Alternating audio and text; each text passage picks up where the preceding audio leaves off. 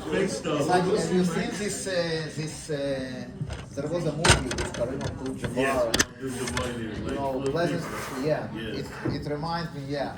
But one good thing that they're doing, they have one of the mines where you don't see where the rocket is coming out anymore. You don't even see. There's no head for it. Oh, really? It comes from underneath. Oh. And that's one of the previous agents stating that they could have 100 of them. So that's where the biggest risk is. Oh, We don't even see.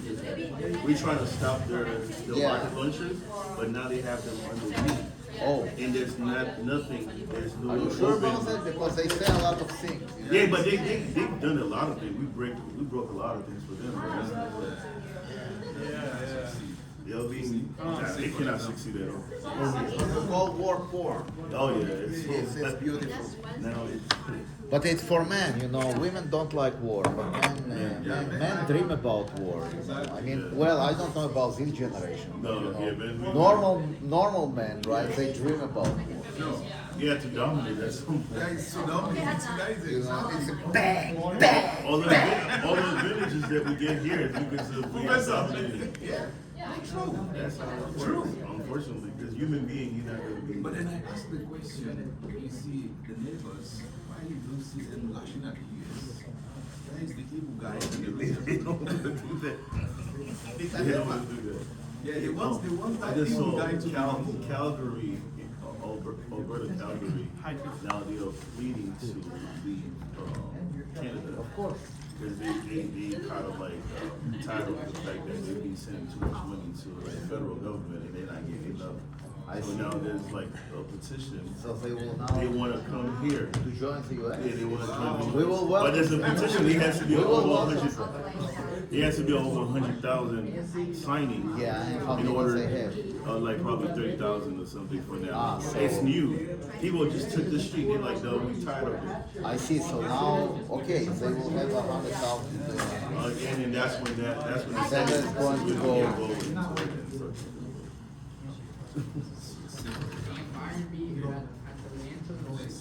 Yeah, I see the The now. meeting's gonna be like next When was Wednesday, it? 6 p.m. 18. Now it's when you. Send me an email, I'll never remember. Yeah. Actually, I can do in person if you want. You can do it. Probably I can come here. But please gonna do,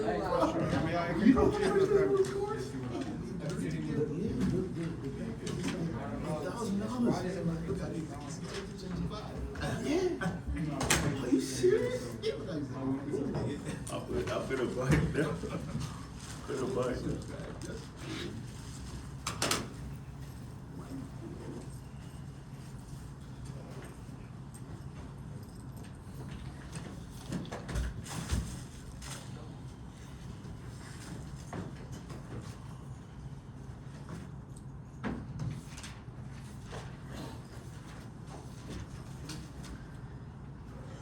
Okay, so let's start. So,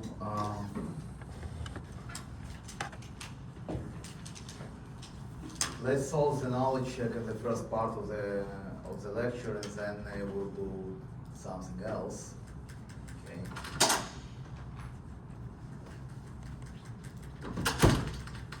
By the way, there were a couple of questions about, I think there were a couple of questions about the project. So before I'll do the test, maybe we can look on the project.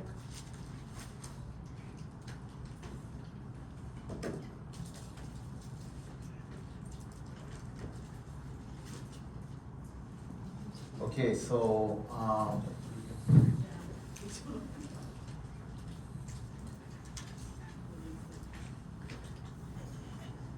Well, I did part A through 4.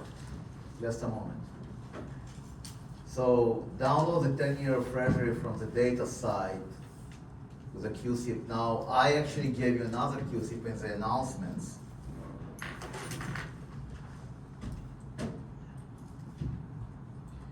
If you go to the announcements,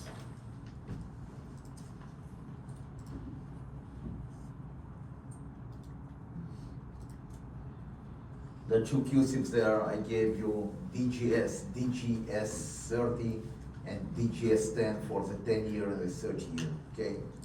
So it's from the same website, it's from the Fred. St. Louis.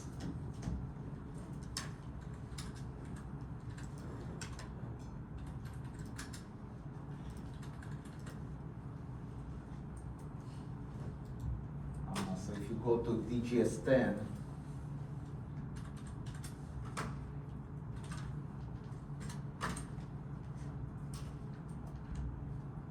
yeah, this one, okay, in DGS-30,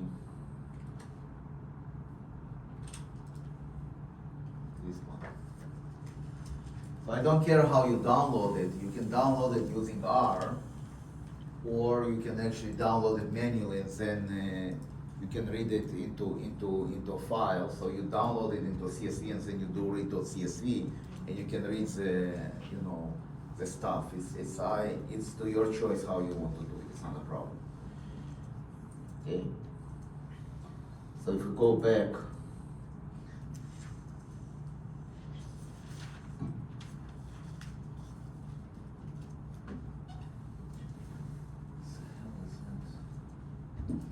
Yeah, so now, okay, so go back to the homework.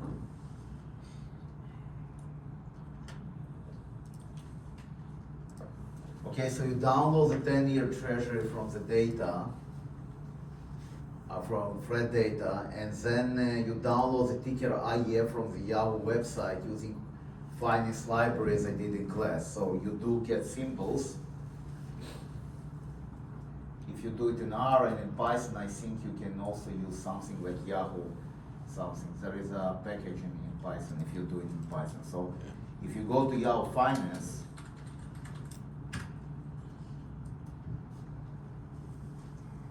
you click here IEF, okay, this is a 7 to 10 Treasury bond ETF. So it's kind of a bond that actually always rolling. So basically it's like a water flow. Okay, you have the 7 to 10 and the government issues all kinds of new bonds. So if the bond is actually, let's say, becoming 6 years, it gets out of the index and new bonds are coming in. So it's like, it's like when you have a tap, right? You open, water goes out, but more water is coming in. So it's the same story here.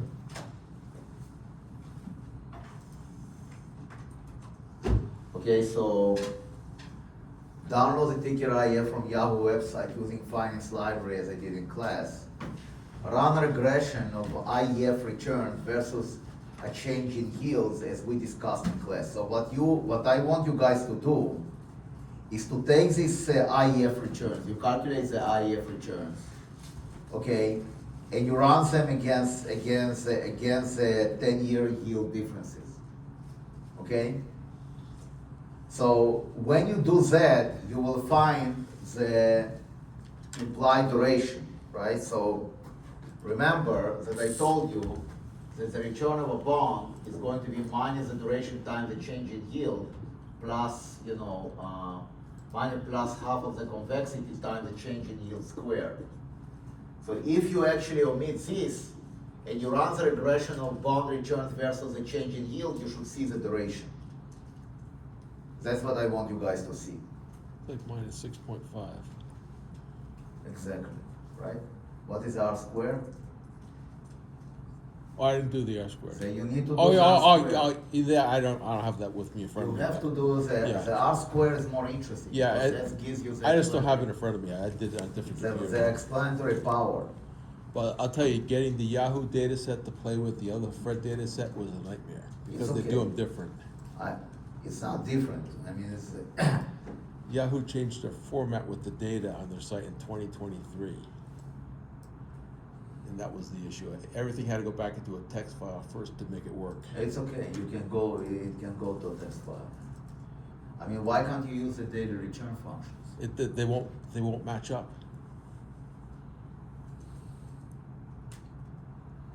Now assuming that you have a bond of 9 years and 8.5 years and coupon of 5%, and calculate the duration theoretically. Okay? is the theoretical duration close to its value to the implied duration used in regression. So here, right, you have, let's say you have two bonds. You have a 9-year bond and you have an 8.5-year bond. So you take the 7 to 10, right, and you're kind of looking on the average. And you take a 5% coupon. Then you can calculate the duration theoretically, right? Is the theoretical duration close to its value to the implied duration you used in regression? I don't know if it's if it's close or not. You need to tell me. Okay?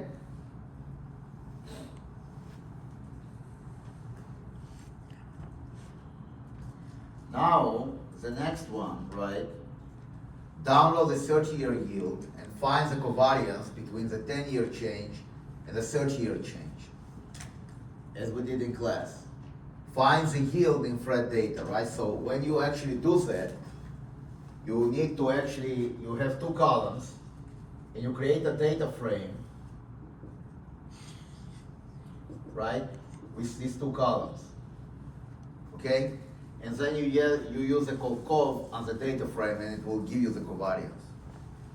Because if you just use the two columns, right, it will just give you one number. You want the full covariance matrix, okay? So if you don't want to actually assemble it from pieces, create a data frame, right? Remember, it's data frame, the first column and the second column.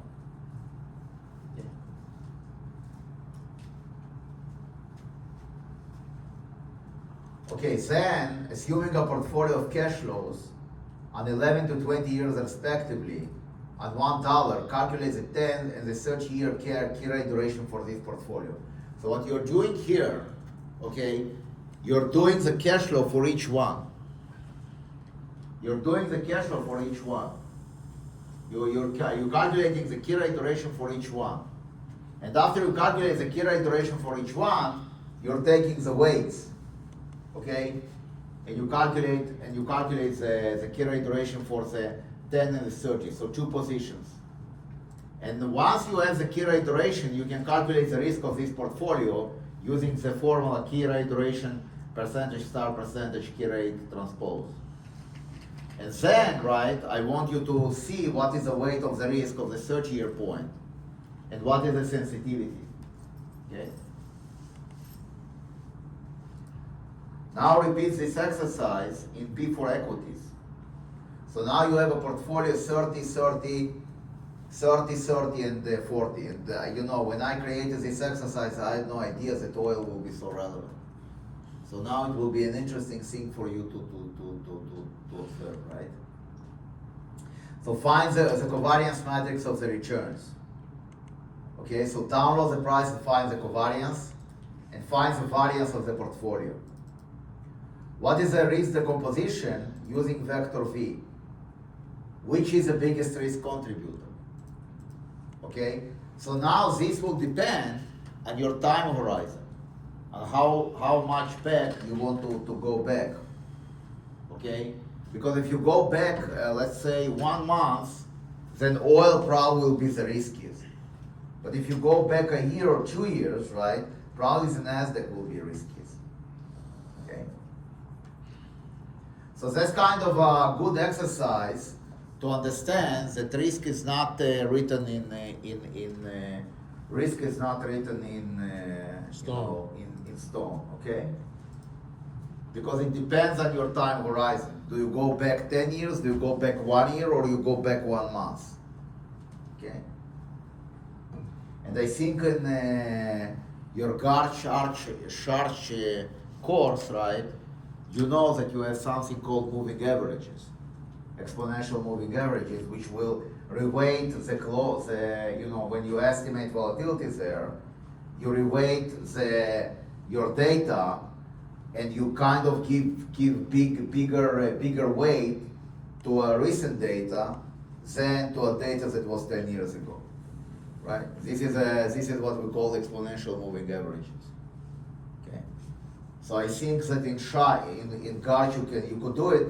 You can, by the way, you can actually calculate the covariances also in this So basically, whatever you do there in one variable, you can do in many variables as well. So you can calculate weighted covariance, etc., and play the same game like you play in this course with Hank, whoever takes it. Okay? So find the variance of the portfolio. What is the risk decomposition using vector V? Which is the biggest risk contributor? What are the relative sensitivities?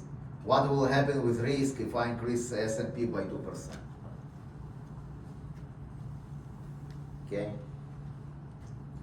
So, this is actually very relevant to the test. So, whoever did this homework before the test, I think, would benefit. But, okay. Yes? You want everyone to submit one individual or as a group? You have groups, no? Right? You have groups, so submit it through a group. Okay. It's too much to check individuals. Yeah. Oh, I have your answer. It was in my email. Your R squared was 0.509. No, I don't believe it. 0.5, 09. 0.5, 60%? Yep, 50%. 0.509, 50%, okay. I mean, I would expect it to be higher. Just make sure that you did the data mentioned correctly, because 50% seems to be low.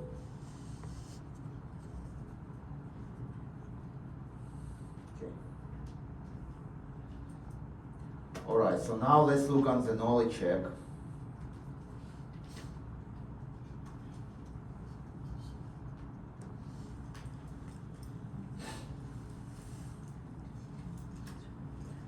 Okay, and you will see that this is actually very relevant to what we did in the homework. Any questions? Okay. So assume you have two equities with the following data. 0.04, 0.01, 0.01, and 0.05. It's a 60-40 portfolio. What is the absolute change of volatility portfolio if the weight of the first asset goes up by 1%? Okay, so let's do it in two ways.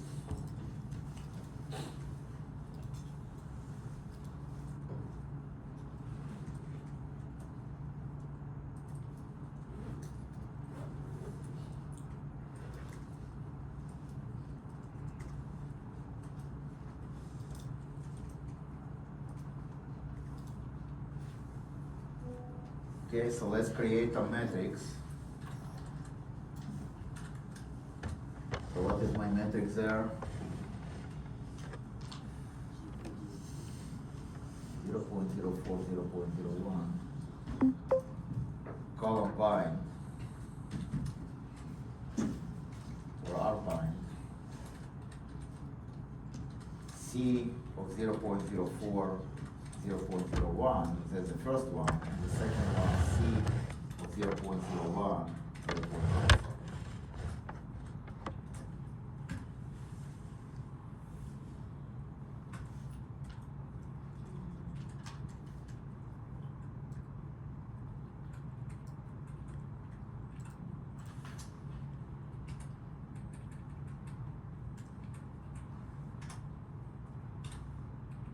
So call it C.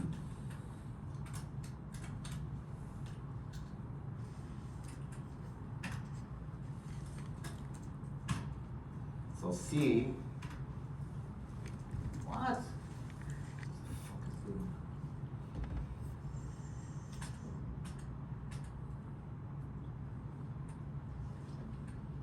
I don't need the, okay, sure, I don't need the matrix here.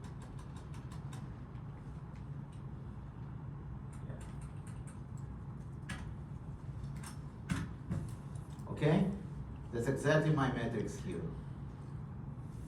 Now, I need a 60-40 portfolio, so I'm going to define a vector of weights, which is going to be R bind C of 0.6, 0.4. So this is my weight. Okay? And now I want to find the volatility.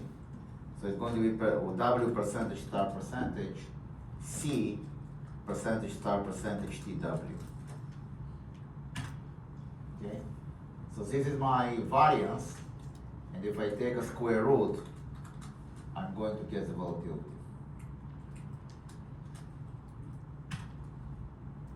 Okay?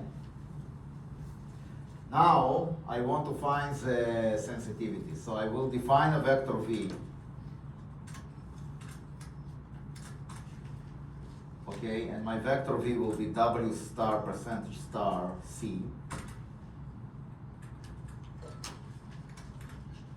That's going to be my sensitivity.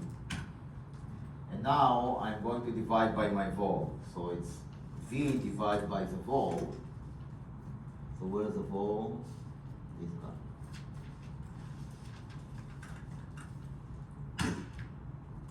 So this is my vol. Okay? And now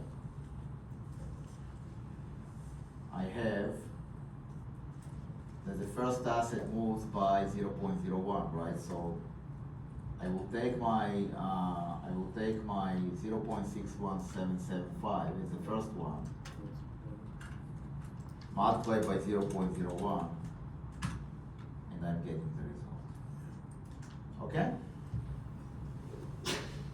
Questions? That's what I'm expecting you guys to do in the test.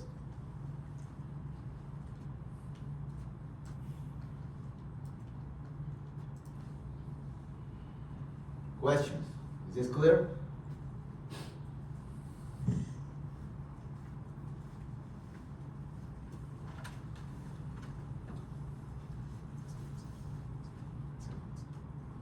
All right.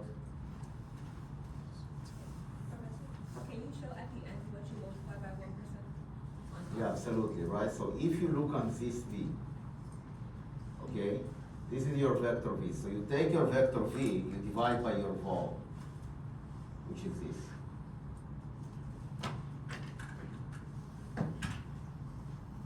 Yeah, you need to take the 1, 1, I think. It's gonna be after the last parentheses. Probably something like that should work. The one one's gonna be So, after the last percent. Just a moment, let me do it myself.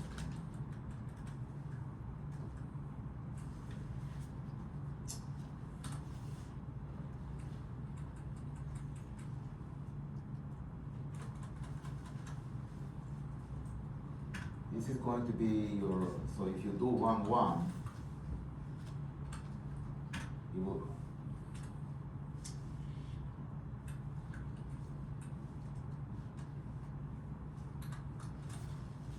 let's say you put it into G.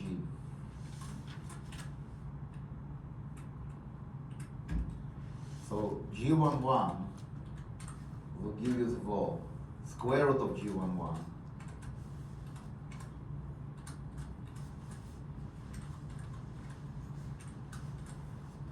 It's going to give you the vol.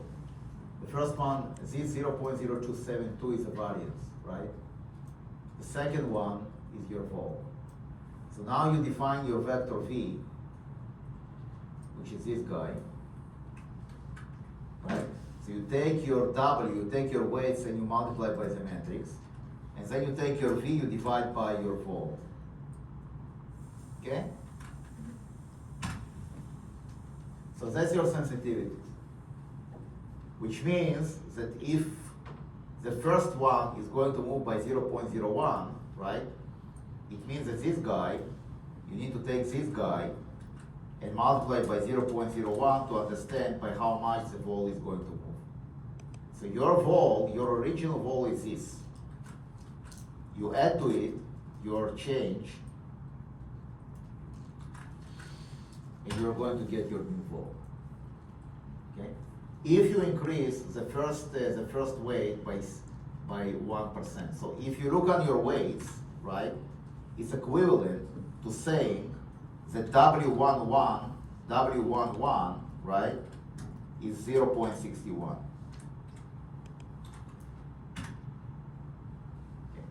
Okay. That's what it means. So now you can actually calculate your new vol from here. Okay, you see that it's different from what it was before. Here it was 272, here it's 277. Now you take a square root of that.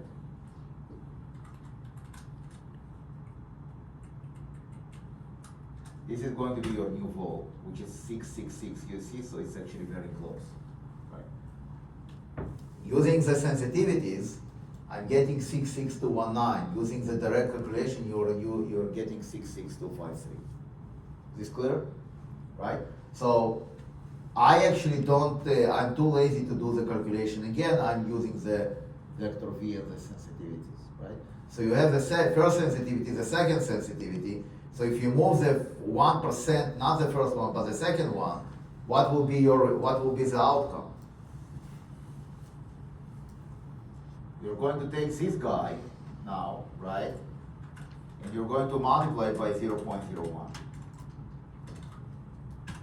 So your new, right, so the vol now is going to move by this. So if you take your original vol, wherever it was, I think it was this guy,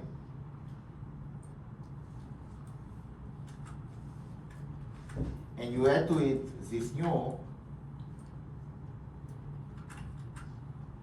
this is going to be your new vol if the second one will move by 1%. Now you can start actually, you can start actually combining them. You can start asking yourself, okay, what happened if the first one moved by 1% and the second one moved by 1%, right? So then you can just add those changes. So the changes are additive.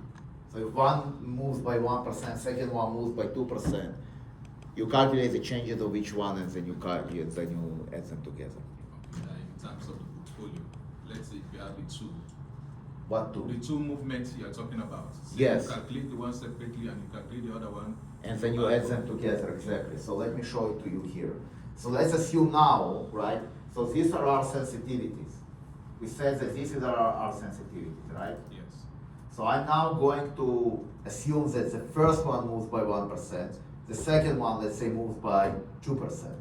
But in this scenario, when the first one moved by 1%, the other one remained the same. Exactly, Okay.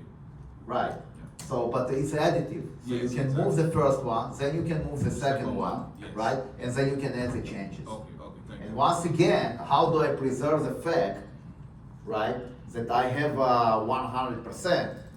Is because I have also hidden cash. Okay. So you can actually do plus 1%, plus 2%, and short cash for 3%, you will get the 100%. Okay. And it will not contribute to the risk. Okay. Okay. So we can do this exercise. So you have this guy. It's kind of because and plus, let's say this guy moves by 2%.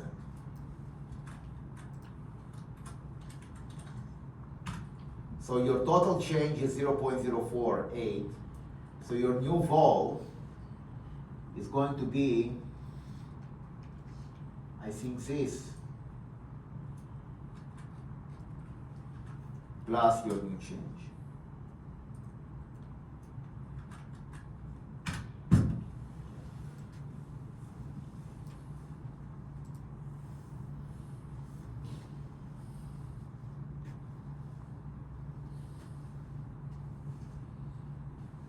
Changes are additive, what we call additive, right? We can add them together. Is this clear? If you want to do it directly, you want to compare it with direct, right? What you want to do, you want to have your W now. So the first one we said is 1%. The second one, I will change it to 0.42. So W12 will be 0.42. And now I will play the same game. I will say W percentage star percentage C, percentage star percentage TW. And I will take 1, 1.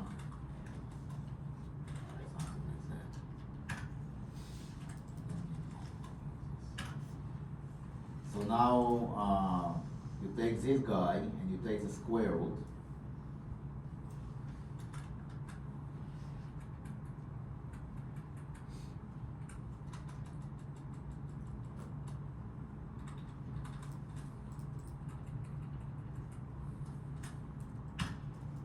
And compare to this, it's not bad. So here, right, it's 0.1697749, and this is the 7881, so pretty close. Okay. Good. Second one.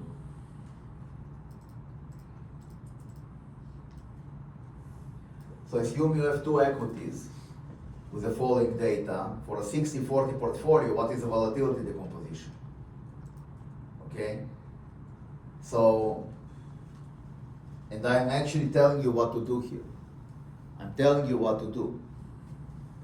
I'm telling that I'm looking for the components of VW divided by the standard deviation of V times W. Okay? So, we just need to continue this exercise. So you have your vector V, okay? So this is your vector V, and now when you do V times W, your, sorry. So your W is, and V is,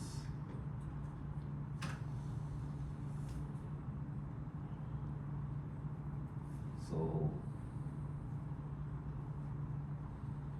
okay, so let's first do W, R bind C 0.6, 0.4. So W percentage star, percentage C, percentage star, percentage TW is going to be exactly, and now when I'll take square root of that, I'm going to get the vol.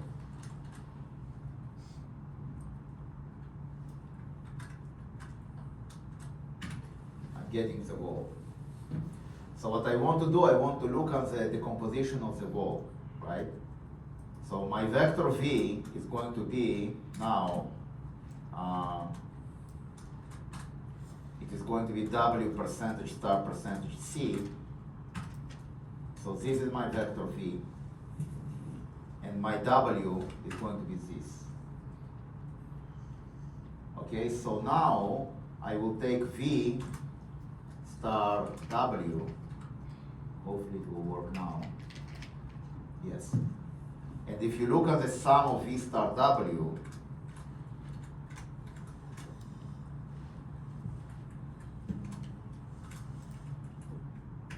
you're going to get exactly the variance. Okay? So now, so this is the variance decomposition. So the first asset contributes 0.0168, the second asset contributes 0.0104. Now you can actually skip. Now when you go to the volatility decomposition, you can do it in two ways. The first way is to take V star W and divide by square root of the sum of V star W. You basically, what you do here, you take the V star W and you divide by your vol. So now, if you take this guy and you add to this guy, you get your vol. Okay? Is this clear? Right. This is the first way to do it.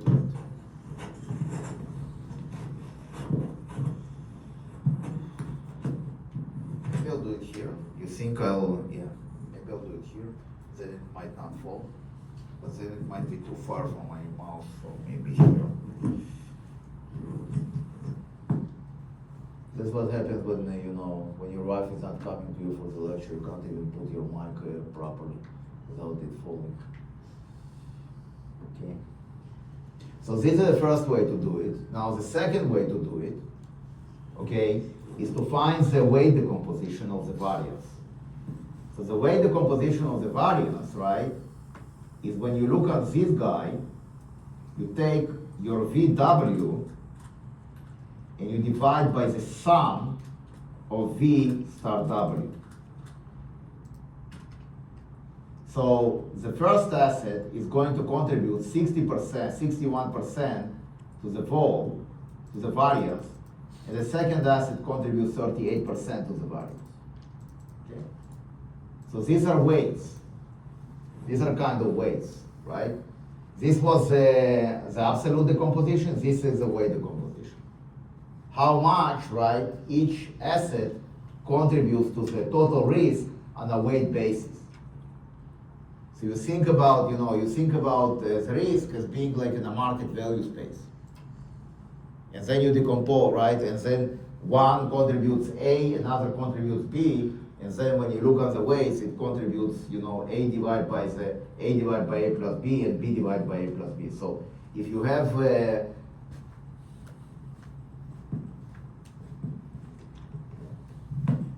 your variance decomposition into A plus B, right? So W1 will be the weight, the risk weight, 1 is going to be A divided by A plus B, and the risk weight 2 is going to be B divided by A plus B, okay? So that's what you have here. So this weight, right, is also preserved when you go to the vol space. So now in order to find the absolute, all you need to do is to take this guy, multiply by your vol. Where your vol? I think this is your vol. So this is the first one. And the second one, you just need to take this guy and multiply by your vol.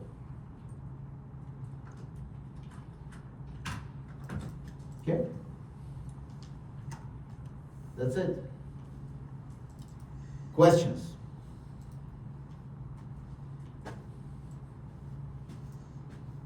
Questions?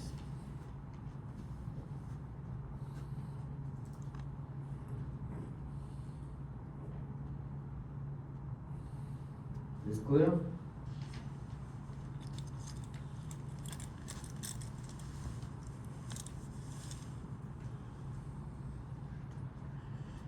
Okay?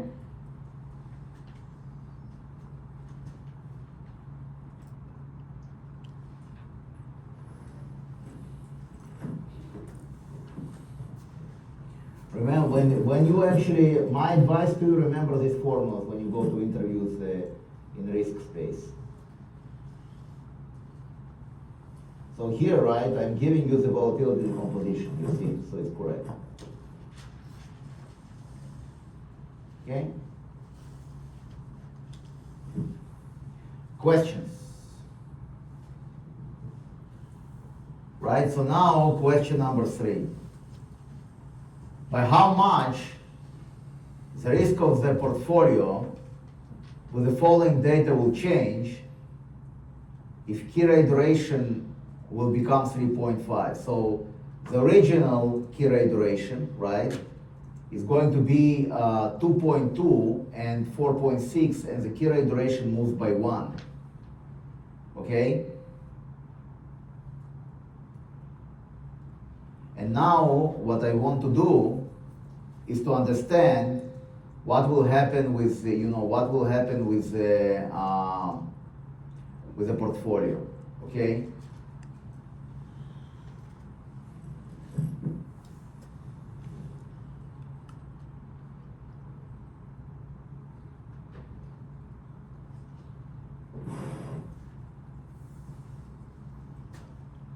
All right, so let's look into that. And I'm giving you, I'm giving you a hint that in this case it's a relative decomposition, so you want to actually look at V divided by the variance, right? So first of all, you want to find the vector V in the KRT space, right? And then you perform the same games that we did with the weights. It's exactly the same story. Okay. That's what we call in artificial intelligence transfer learning, or copy paste. Okay, so now let's look on this thing, right? So my Kira iteration vector is going to be R bind C 2.2 and 4.6. This is my Kira iteration. Okay. And now what I'm doing, I'm going to take and I'm going to create my new C. Now my C is going to be a little bit different. It is going to be column bind of C 0.5625 with 0.2 and C of 0.2 with 0.5625. So this is going to be my C. Okay? So now I go, I don't even need to, I need to calculate the variance because, right, so how do I calculate the variance? It's Kira iteration, percentage star percentage, C, percentage star percentage, T, KRT.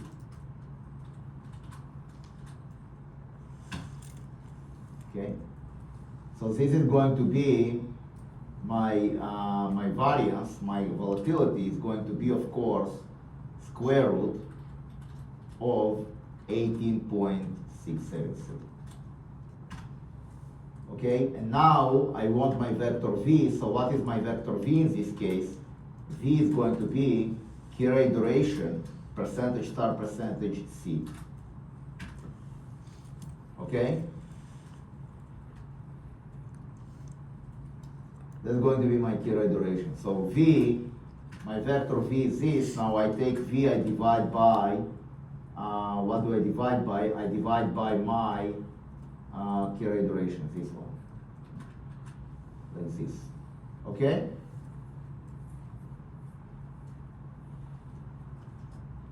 So, or I do this, I divide by the square root of my variance.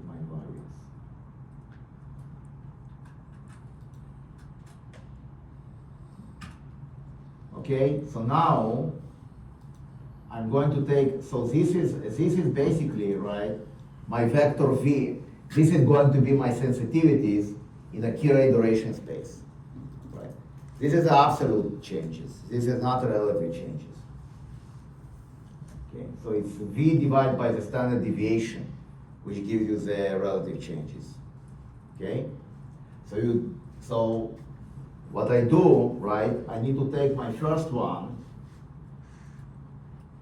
To understand the change, I need to take my first one and I multiply by 1, so I get 0.49 whatever, which will change by 0.5. Is this clear?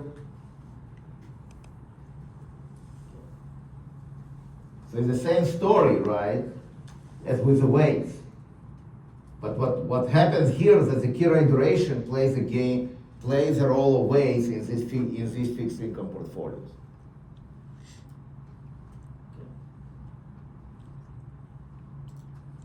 And why do I actually bring this V divided by the standard deviation? Because this is a relative one.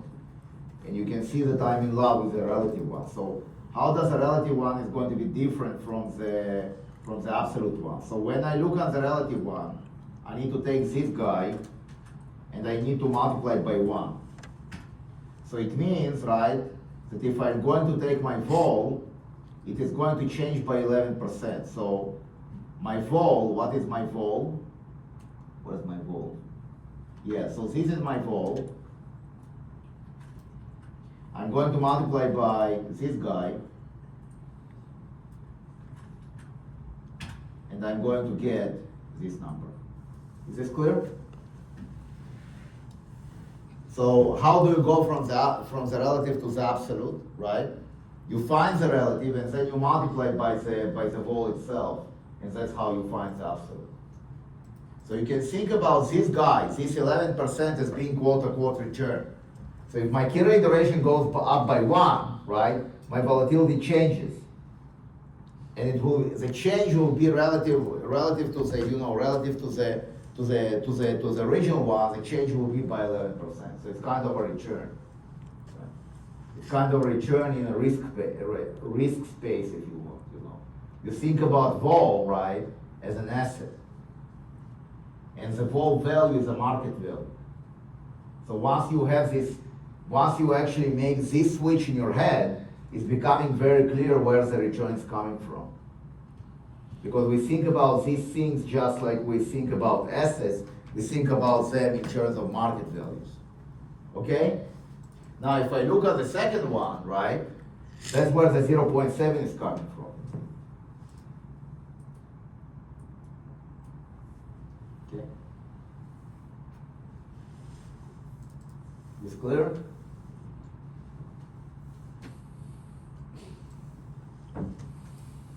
You guys are lucky, you know why? Because last year I didn't have the knowledge yet. Professor, Yes, can sir. you please, let me see the stats of the. Which stats? The C-bind. The Columbine? Yeah, sure. Here.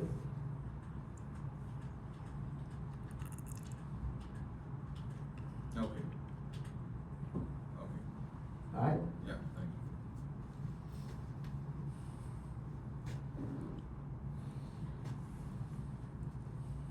I mean, I'm using Columbine, Arbine. You don't need, yes, Lady Boss. So the number one you multiple is because of the 3.2 minus 2.2. Correct, Lady Boss, right? So it goes up by 1. The change is, goes up by 1. So you're absolutely right. Okay.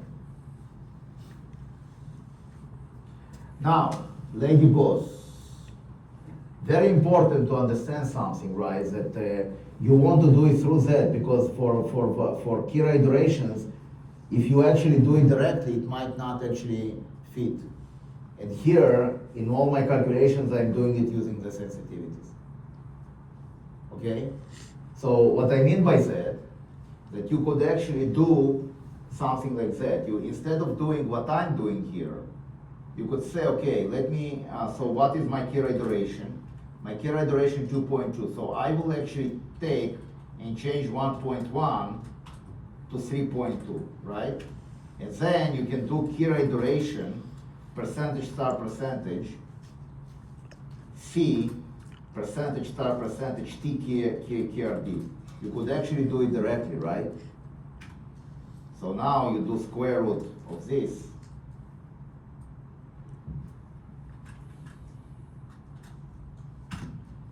$4.85 versus what? So yeah, well, it's not bad. It's 432. It was 432 before, and when you add the 0.5, you're getting 482. So it's fine, right? You see it? So you take this guy, right? You multiply it by 1 and you add, I think, to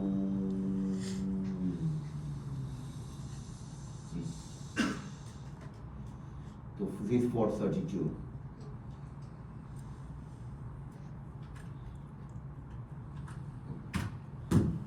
$482 versus $485, right? So it has a little glitch there. It's not as nice, because the move is actually relatively big. Okay, do you see it?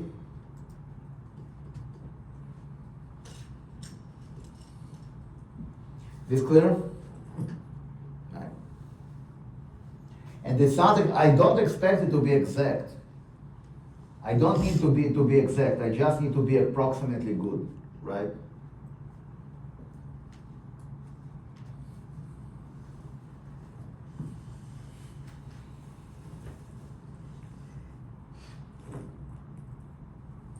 And if you think about all these things, like all the ammunition, you really think that they're doing it exact? No.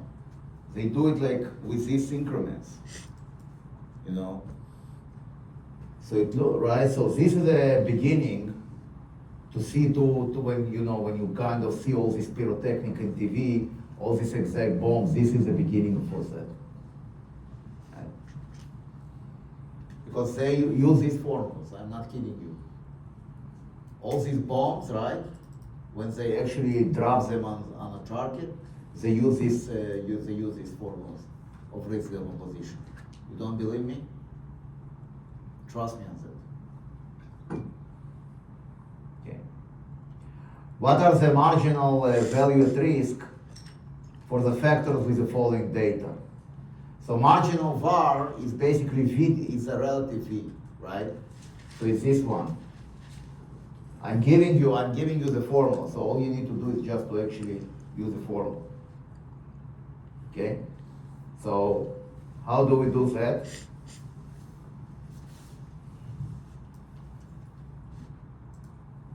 So watch. So we calculated, so key rate duration. So I want to once again to change it. I want to change it back to 2.2. Otherwise, Lady Boss will put me in a bind, and we don't want that, do we? Okay, so we have this. And we look on T key rate duration, right? And this is my VAR. Oops, sorry. So what did I do wrong? Missed the percentage after the first multiple say.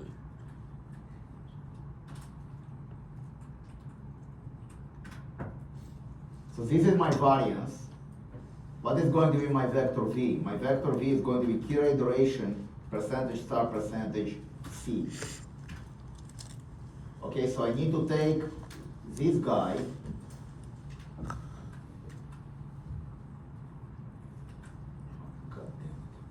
key rate duration, percentage star percentage C, and I need to divide it by the variance.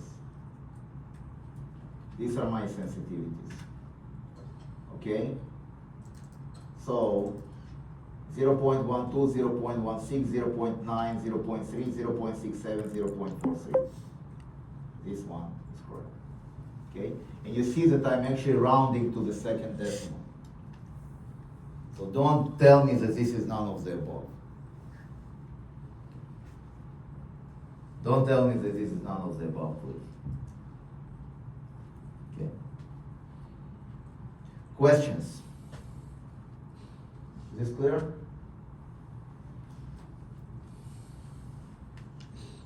Right? So KRD, percentage star percentage, this is my vector V, right?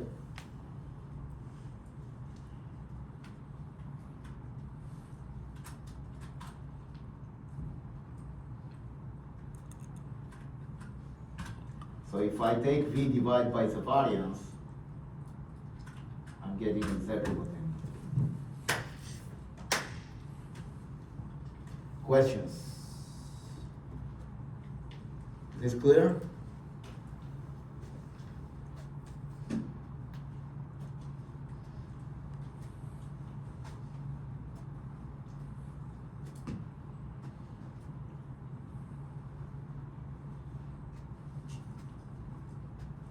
Questions? Is clear?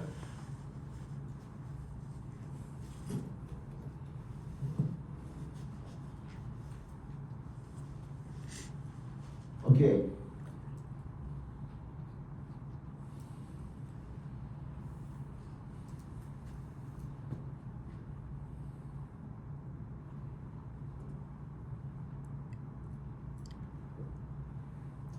Okay, so what else can appear there, right? So what can appear there can be mortgages, right? What we did with mortgages, right? So just to remind you,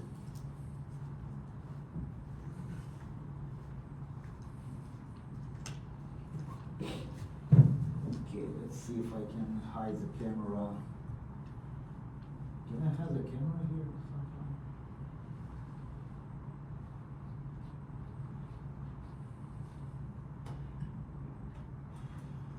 Good job. So for example, I can ask the following question. with mortgages.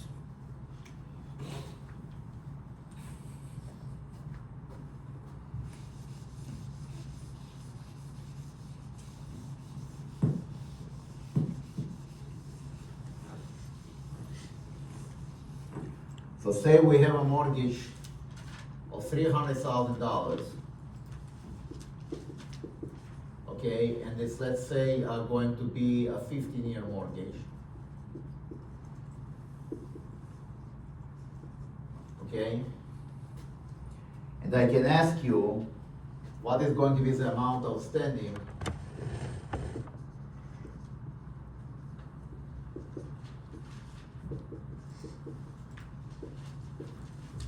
after 5 years?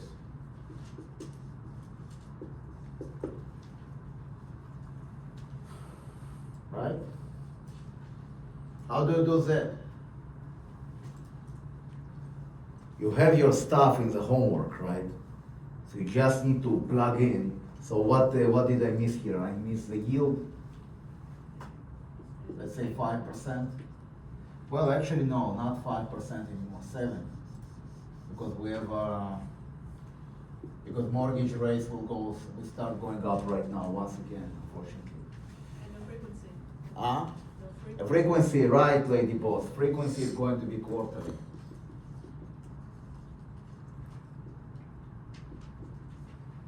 So how do you do that? You have your homeworks, right? So you just need to plug in into your homeworks. If you did your homeworks and you created the amortization table, right? Then you can just use this for some. You can just use this when you create a function, right? So just to remind you how I did that. I think I have a mortgage calculator, so you probably can use a mortgage calculator, no? Let's see if I have a mortgage calculator somewhere.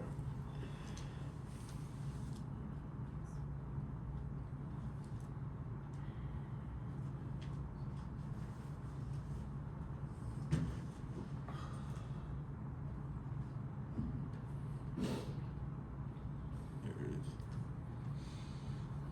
You can use this. I just gave it to you. Why is it not going up?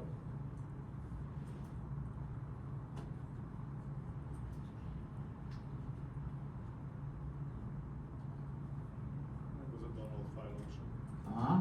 Just download the file, then save it to the desktop, wherever. Click the 3 dots. Here? On the No, same above it. line, same row, next to the right. Up one, right, now go right. straight across. 3 dots on the right side. Yeah, but this shit didn't No, download. No, you got it. file. Yeah. Also, much better. Now from there it open. And I'm not sure why. You're right there. Click that thing. No, the other one actually. Okay, it's open. There it goes. Great. It just takes time because it's stupid Bill Gates. Oh my God, this This is was your a- fancy one. Yes, this is a fancy one, okay. This makes your HTML Yeah, exactly. shiny. Exactly, say selected. Yeah, so 15. the only problem is here that it's actually monthly Lady Boss. I think I did not put the frequency here. So it's 15 year, right? Percentage down is going to be this, and mortgage yield is going to be this, and real estate is going to be this.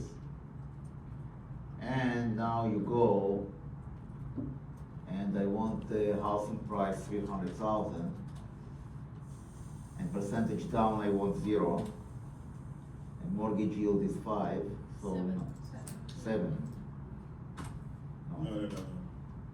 Here, 7, okay, No taxes. and no taxes, yeah. Look, when I'm doing my real estate investment, I'm using this, so you know. When I'm actually, okay, so After 5 amount years. outstanding, After principal outstanding. I want it after what? After 5 5 years. years, it's 60. Here. So it's 234, 898.63. okay? However, didn't I give you formulas for that? Did I give you formulas for that, lady boss? You use the Excel file. In Excel file, not on the board? No? Alright, so I'll give you the formulas now. Who cares? Are you sure I didn't give you the formulas? I'm becoming dementious. Because I was sure that you got the formulas for that, but okay, I'll give you the formulas for that, no problem.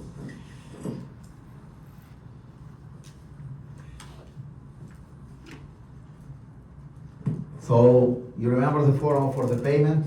X is your payment. P times Y divided by 1 minus 1 plus Y to the power of n. Yes, Right. that is. So this is your payment. Now,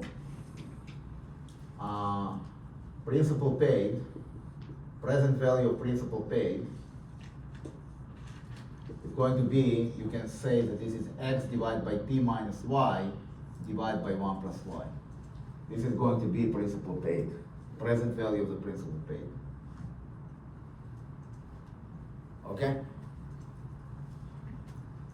And now, for the case payment, okay, if you want to find the present value, the principal paid,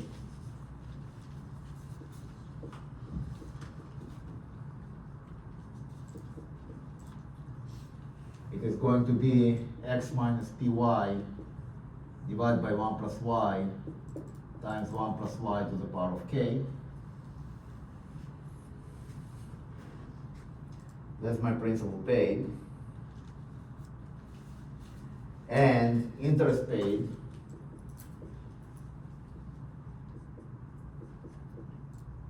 is going to be X minus principal paid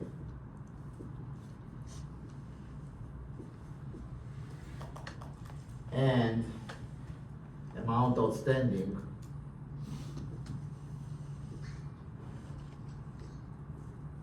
is going to be interest paid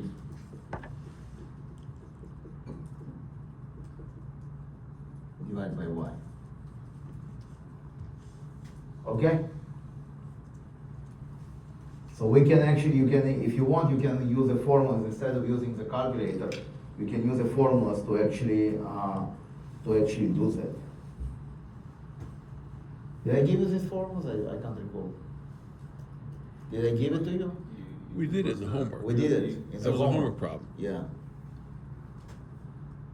So if you did it in a homework problem, it's a trivial question. I hope it's a trivial question, right? So just to see how these formulas are being used. So here, right, I say that it's quarterly. Okay?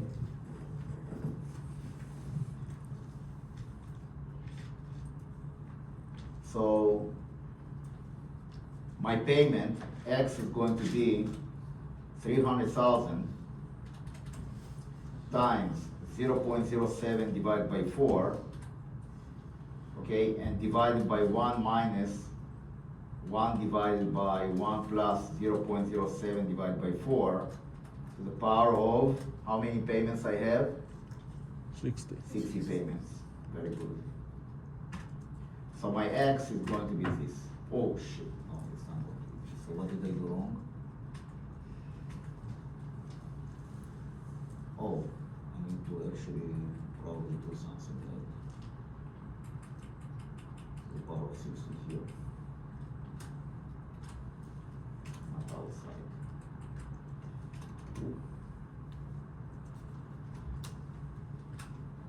Much better, right? So if I take now X divided by 0.07 divided by 4 times 1 minus 1 divided by 1 plus 0.07 divided by 4 to the power of 60, I'm going to get probably 300,000. Okay? Is it clear? So this is going to be my payment, my X. Now present value principal paid present value principal paid is going to be X minus 300,000 times 0.07 divided by 4, right? And all this you want to divide by 1 divided by 1 plus 0.07 divided by 4, something like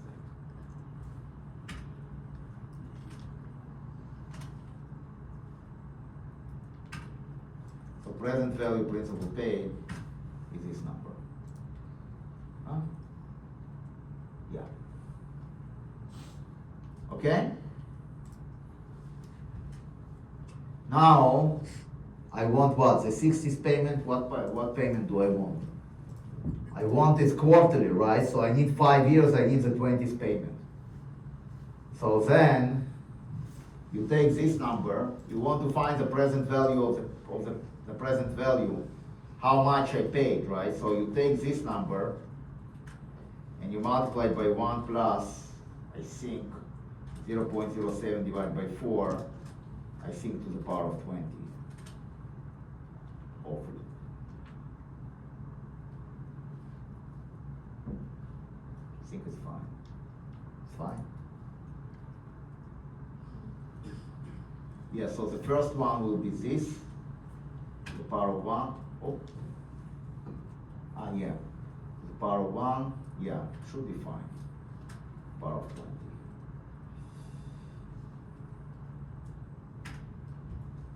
Okay, this is the principal that I'm going to pay after 20 payments. And now, how much interest I will pay? I will pay that much interest. I will take this guy, I'm going to subtract this guy, and I'm going to divide by 0.07 divided by 4. Right? So this is the amount that I will owe after 20 payments. Questions? Is this clear? And let's see if we can if I can actually adjust the calculator so that it will actually do it for me. Where's my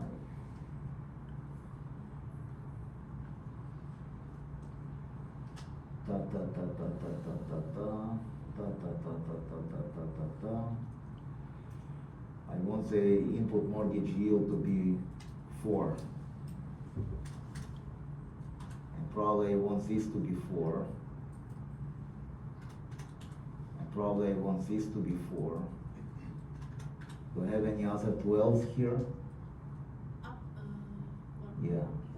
Mortgage payment about 5 lines above it, has a 12 in it.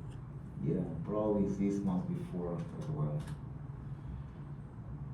Something like that. We'll see. And I have this, so I need to change it here to 4. And here I need to change it to 4. Any other things that I need to, so let's see, do I have 12 here somewhere? 12. So. Okay, so I want to divide by 4. Next, 4.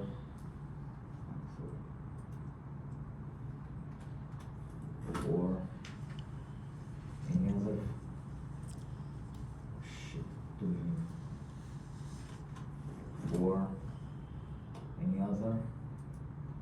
Oh God.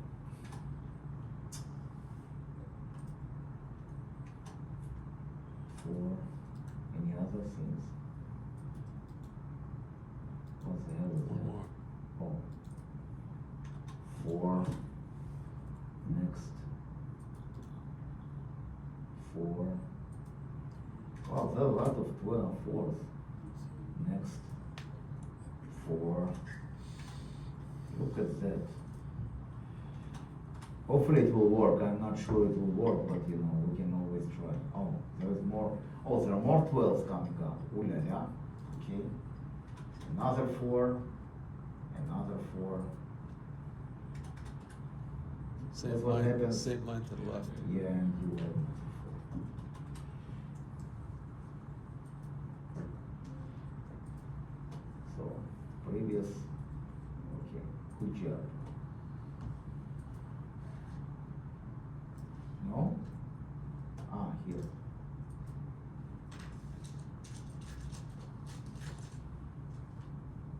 Cool. So I want 15 year. I want housing price to be 300,000. I want 0% down payment. Mortgage yield is 7.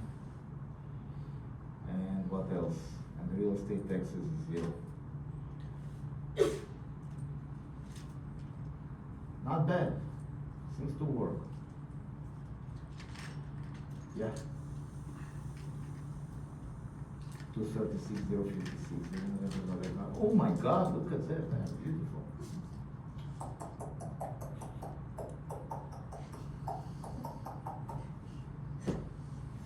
Any questions? All right. Okay, good. Good. Okay. By the way, if I increase the payment, it actually goes through as well.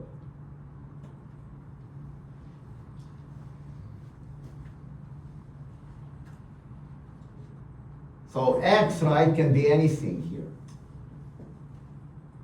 Will still work.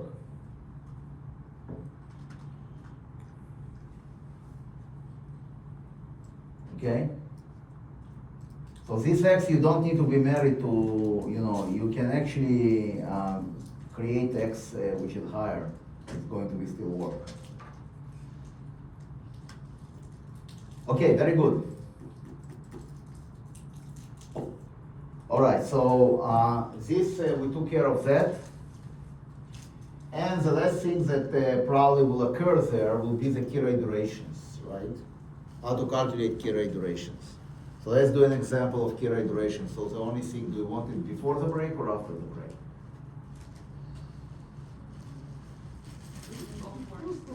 Both work.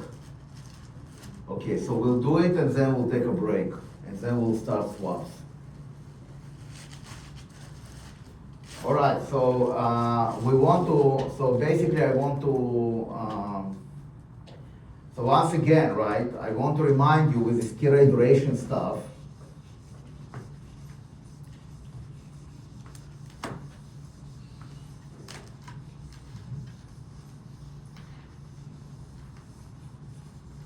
and let's take a simpler example. So let's say that you have 2 and 5. You have two position exposure 2 and 5, and then you have cash flows. You have 2 and 5, and you have cash flows. At year 2, you're going to have $1. At year 3, you're going to have $2. At year 4, you are going to have $3. And at year 5, you have $4. Okay. So what I want to do, I want to calculate the key rate durations of this bond, right? So it's kind of a relatively complex bond, right? And the second year it pays $1, third year pays $2, 4 years 3, and then and 5 and 4 is 5, right? So we want to actually calculate the key rate duration, and we assume that the yield is constant, equals to 5%. Okay? I want to assume that the yield is constant and it equals to 5%.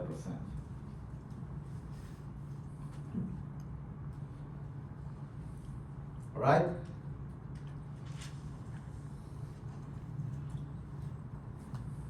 So, we start with the easy ones. Here, what is the key rate duration? Right? So the key rate duration of the first one, okay, the exposure is just 2 years. Okay? The key rate duration of the first one, the exposure is just 2 years. The key rate duration of this guy, key rate duration 4, is going to be 5 years. So now there are 2 more here, 3 and 4, that we need to take care of, right? So what you want to do, you want to first find the key rate duration, then you apply, right? You're going to apply the market value, the weights. So what is going to be the key rate duration of a 2-year, of a 3-year zero coupon bond when you have a 2 and a 5 here, right?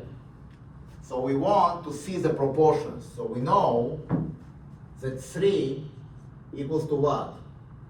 So here it's going to be 5 minus 2, which is 3. Here we are going to have 5 minus 3. 5 minus 3 times 3 times 5 minus 3 times 3 times 2 plus 3 minus 2 divided by 3 times 5. Right? So this guy is going to give me 2/3, so it's 4/3, plus here 5/3. So this is going to be 3. Okay? So what it means is that the key rate duration for a 3-year zero coupon bond, if you have 2 and 5, it will have the following. Here you are going to have 5 minus 3 divided by 3, so it's going to be 4/3 for a 2-year exposure. And here you are going to have 3 minus 2 divided by 3 times 5. So you're going to have 5/3 for a 5-year exposure. Together, 4 plus 5 is going to give you the duration of a 3-year zero coupon bond, which equals to its maturity. Is this clear? Right? I gave you the formula before. That the general formula for that is going to be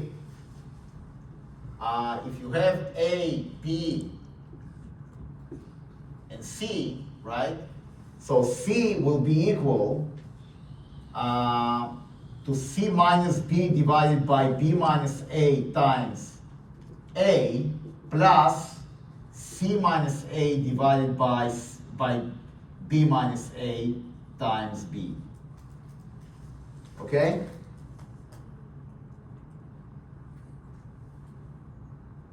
So, am I right here? The first one. B minus C here, sorry. B minus C. Yes, lady boss? Yeah, yeah, that's- Yeah, good job, thank you. Right? So if you open it, B minus A down, you have BA minus CA plus CB minus AB. So this and this goes away. You're going to get CB minus A divided by B minus A, you're going to get C. Okay? So then, key rate duration in point A will be B minus C divided by B minus A times A. And key rate duration at point B will be C minus A divided by B minus A times A, like this, times B. Okay? So in this case, you're going to get that the 3-year zero coupon bond has exposure of 1/3 in a 2-year and an exposure of 5/3 in a 5-year. What about the 4? What about the 4-year zero coupon bond? Okay? It's exactly the same story. You're going to have 5 minus 4 divided by 3 times 2 plus 4 minus 3 divided by 3 times 5. Am I right? 5, no, it's 4 minus 2, sorry. So here, right?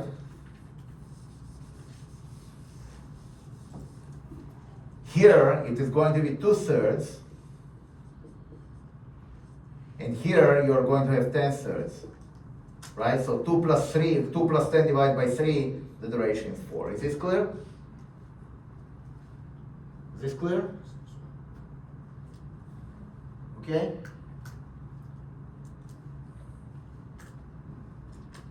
Is this clear?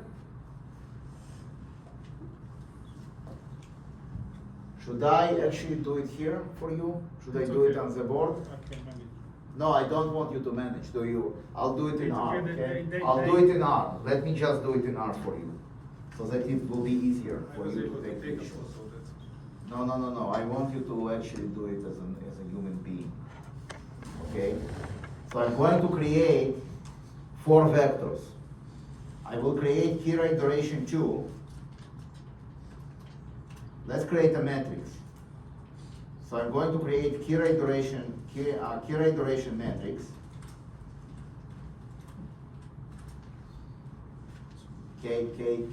Let's say K matrix. KM, right? And the columns, so we will have 2 columns, okay?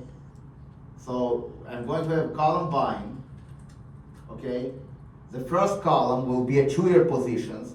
The second column will be a 5-year positions. So the first position is going to be 2. Then for the 3, right? I'm going to have this formula. So the second position is going to be 5 minus 3 divided by 3, and I'm going to multiply by 2. 2 plus, and now I'm going to have 3 minus 2 over 3 times 5. 3 minus 2. No, that's it. Because I want just the exposures, right, for the 2-year. The third one is going to be 5 minus 4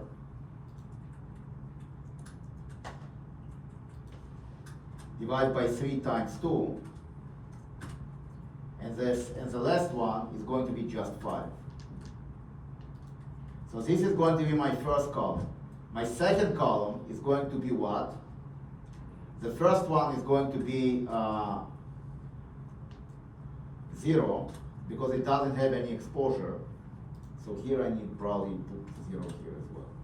So because it doesn't have any exposure to the 5-year, the second one is going to be, it's a 3-year bond, right? So it's 3 minus 2 divided by 3 times 5.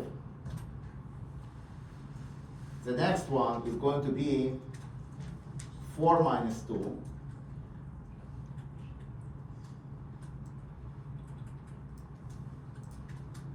divided by 3 times 5, probably. And the last one will be 5, something like that should work. So if I look on column bind now, I have this.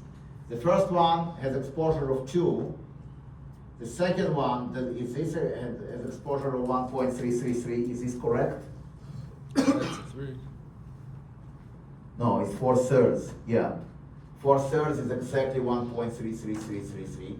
5 The second one is going to be 5 over 3, which is 1.6667. The third one is going to be 2/3, which is 0.6667. And the last one is going to be 3333333, which is exactly the exposure to 5. So if I look at the sum, I can do row sums.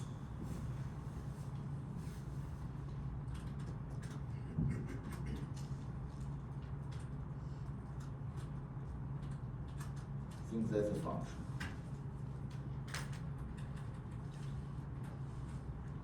Or I can do apply, right? Watch, I can do apply, Km. Remember how apply works? I will apply to rows, I will apply to 1, and I'm going to apply the sum function and watch the magic, voila. So the first bond, right, has a weight of, has a duration of 2. The second bond has a duration of 3. The third bond has a duration of 4, and the fourth bond has a duration of 5. Okay? So you can use this template, right, to generate any number of positions you want. Okay? So now I want the weights for each one of them. So let's assume that we're using so we have the so now what do we have? We have we can actually do it with matrices as well, and we can say that we have R bind. So let's say I want to have a column bind here, right?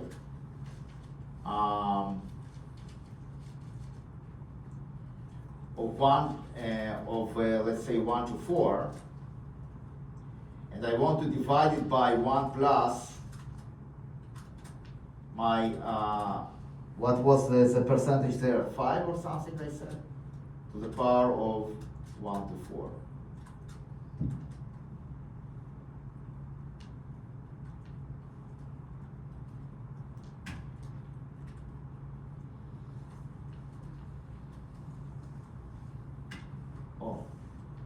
So these are the value of the bonds, right? So if I want to find the weights, I need just to do this. I need to take my column bind, and I will divide by the sum of my stuff. So probably I want to let's put it into GG, or tau, or weights, or market values. Yeah, that's better. So these are my market values. Oh, but I have only 2, 3, and 4, and 5, right? So I messed up. I want to have from 2 to 5, probably. And here I want to have, what are my sequences? 1, 2, 3, 4 there? The sequences. First year 1, second year 2, third year 3, fourth year 4. It's long gone. Good job.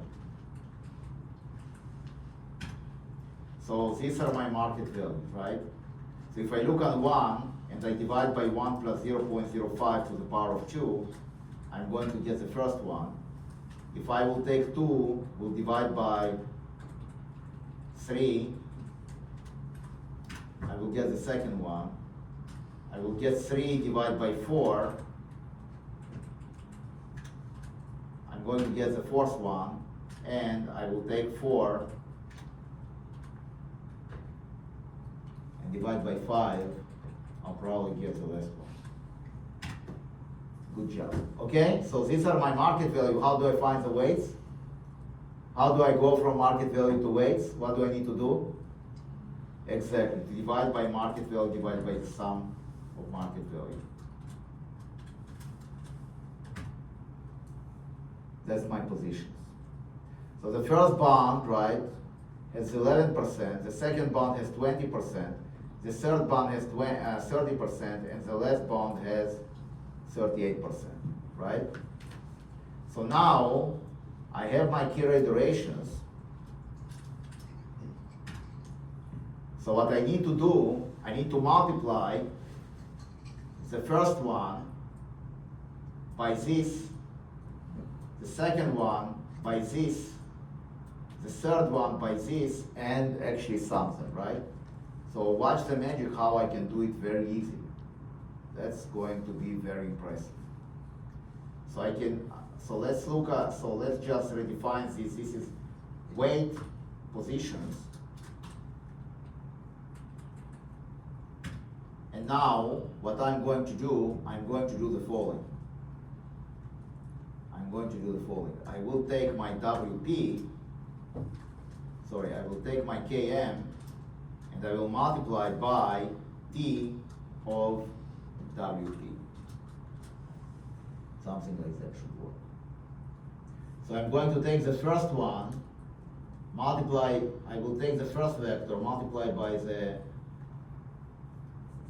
I'm probably to do it differently, DWP, and now I multiply by Kn. Let's see if this works. Oppa, it worked. So what it does, right?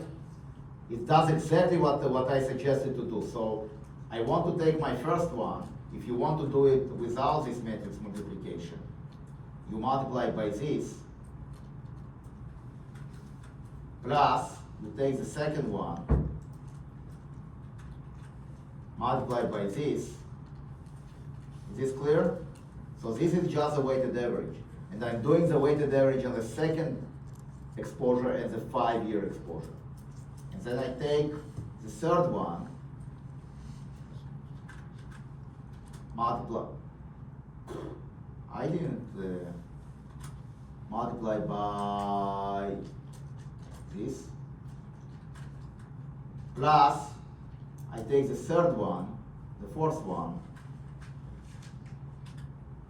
multiply by this.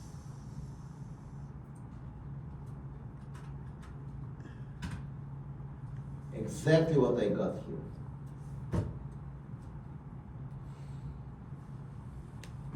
So the idea behind this matrix multiplication, so if you look on WP, I'm going to take the row vector, right, and I'm going to multiply by my KRD matrix. That's a crazy way that I can do it. But you don't need to do it. In the test, if you don't feel comfortable with matrix multiplication, don't do matrix multiplication. Just do the sum product as, you know, these times the first one, second time the second one, etc., etc., etc. Okay? Is this clear?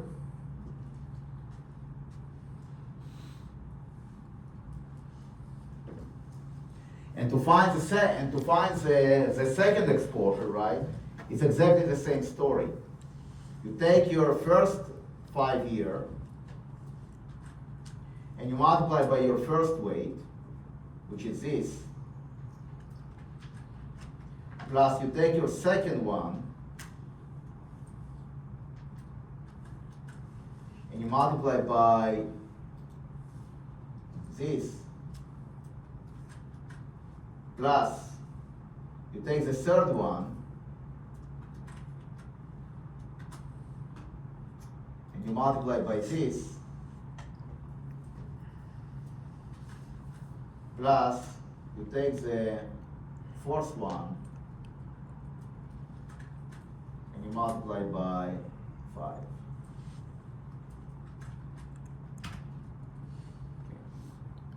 So you get exactly this. Okay? Is this clear how it's done? Should I do another example?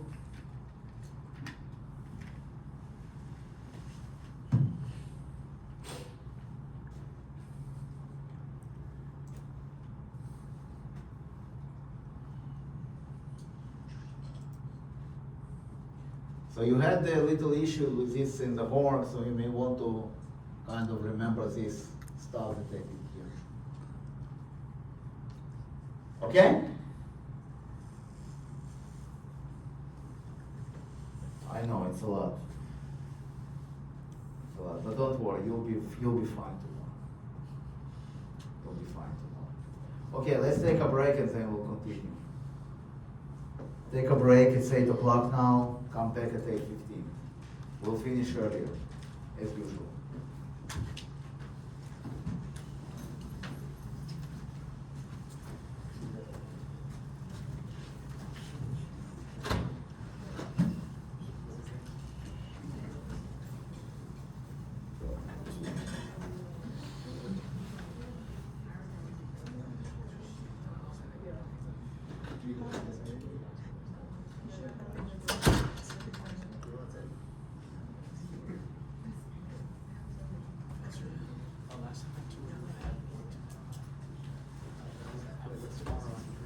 Yeah. You can take it, what do you want to take? You can take it next year. You want to take it next year? Nah, I can take it tomorrow. You can take it, but early. Yeah, like midday. Okay, no problem. I'll open it midday as long as you are not going to tell your friends. Nah. What the questions are.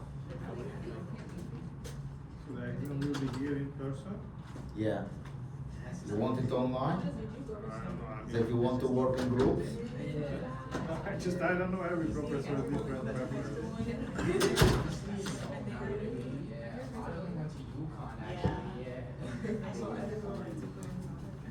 You remember, I'm not gonna be here tomorrow, right? I'm gonna be in Richfield.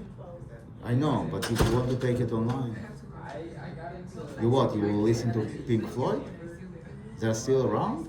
The cover bands are. Really? You ever heard of a band called The Machine? No. No. I mean, but I grew up on Pink Floyd, but I So saw did that I. they actually disintegrated in the 70s.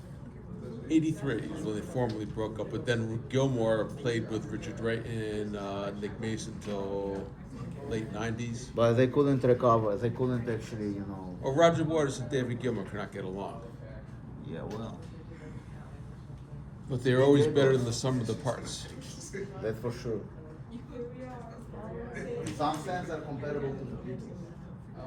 Yeah, concert starts at 8, but if you open it at 6:30, I'll get that in an hour and a half probably. They've got art programs built that'll calculate everything. There's about 9 art programs that'll do everything we've done so far. I know. I know. Is it a fan band or Pink Floyd or what? The Machine, it's a cover band. So they play kind of similar music? That's all they play is Pink Floyd. Oh.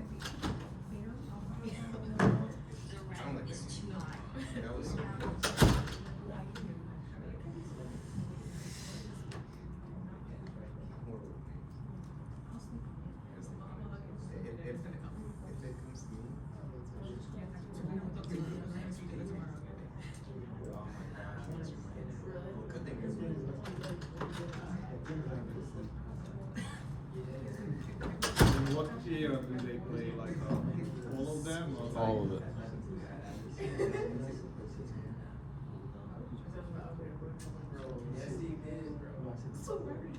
No, they perform pretty often. I see what they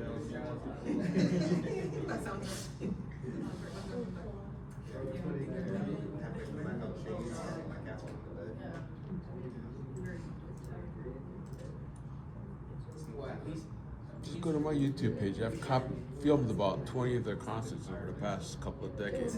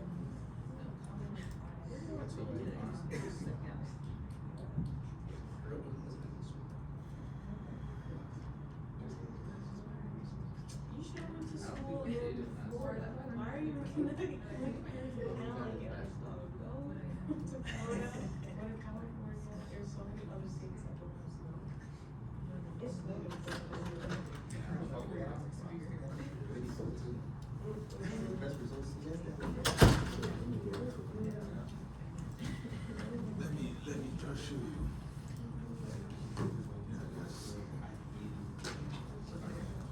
That's nice.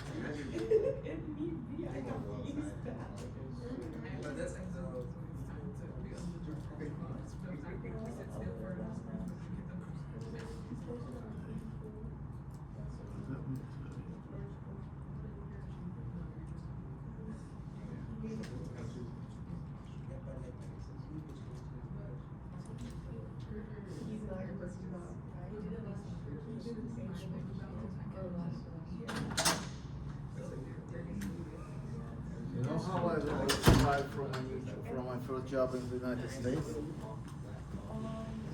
Are you what? Why I was fired from my first job in the United States?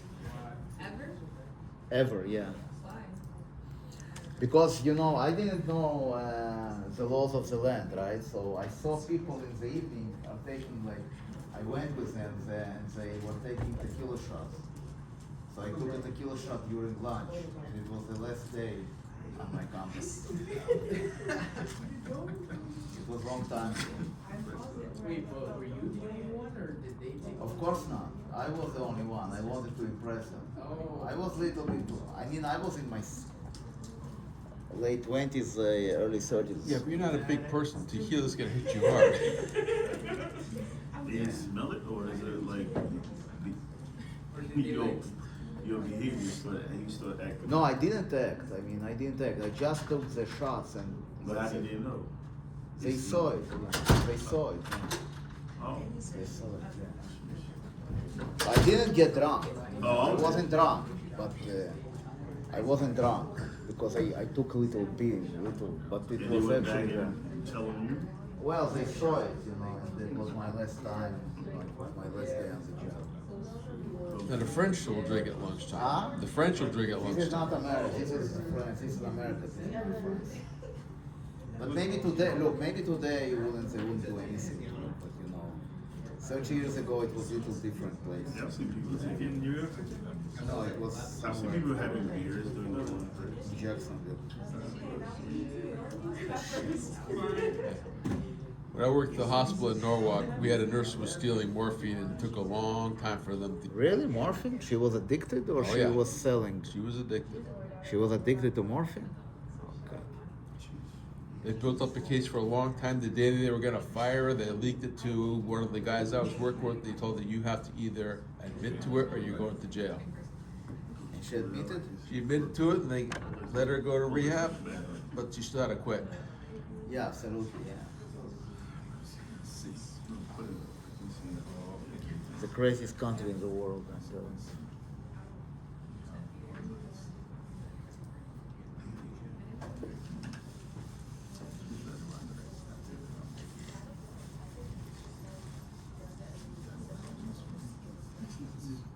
Tell my kid to get the fuck out of here. Don't listen to me. If you work in healthcare and you see what it does to people, you will never drink or take drugs again. I'm not using drugs, I stopped I drinking when I can- became an RN in '92, and I haven't drank since then. But I can imagine, I mean, look, when I drive, through these New England small towns in Connecticut, right? And you can see all this devastation because you have these abandoned mills, right? You understand why people are on drugs. They don't have any purpose in life, don't have any jobs. They are UBI, right? You're up by stores. If you ever go down to Willimantic, Willimantic is the heroin capital of Connecticut. It is? Willimantic, 10, 15 miles south from the stores. I know where Willimantic. I know Willimantic very well. Heroin capital of Connecticut. Always has been. Capital of what? Of Connecticut. The heroin. Oh, heroin. What about Plainfield? I haven't heard anything bad about Plainfield. Huh? I haven't heard anything bad. There were real big vodka drinkers around the Plainfield, New Britain hospital. I worked in the hospital in New Britain for a while. They would drink so much vodka. When they came in, the DTs, we'd have to give them 30 or 40 milligrams of Ativan an hour in the IV. Keep going for DTs in season. I want to buy a duplex there, near the Baptist School. They had a Republican mayor for a while, so they were doing good for a while. She's actually going to run for governor this time. Like Karen, what was her last name? She has no Stewart? chance. No, nothing. Oh, she got no chance, but. She has no chance. You know, I mean, Bo- against these idiots that now in the government office. You know, when I was growing up, every congressional district was Republican. All 5, actually there were 6 back then, they were all Republican. But that's when you had the big invasion of minorities and changed it. Your tape is off. At least. Doesn't matter. That's what I'm starting up. Once they came in, they got the welfare state going, and that's what Connecticut It's changed. your fault. You allowed this. You allowed this. Right? So don't complain. The Python, then see Don't complain. Don't bitch about it. Your forefathers actually acted upon that. You didn't. You didn't lift a finger. So now, right, don't complain. Very simple.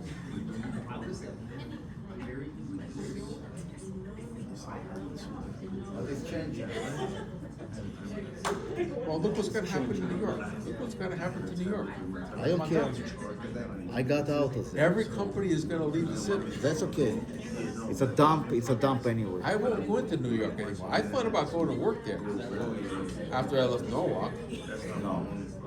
but that's when I went back up to Utah, did the graduate program PhD in chemical engineering. No, you absolutely They ended up designing a reactor, got patents for it, and that's my claim to fame up in stores.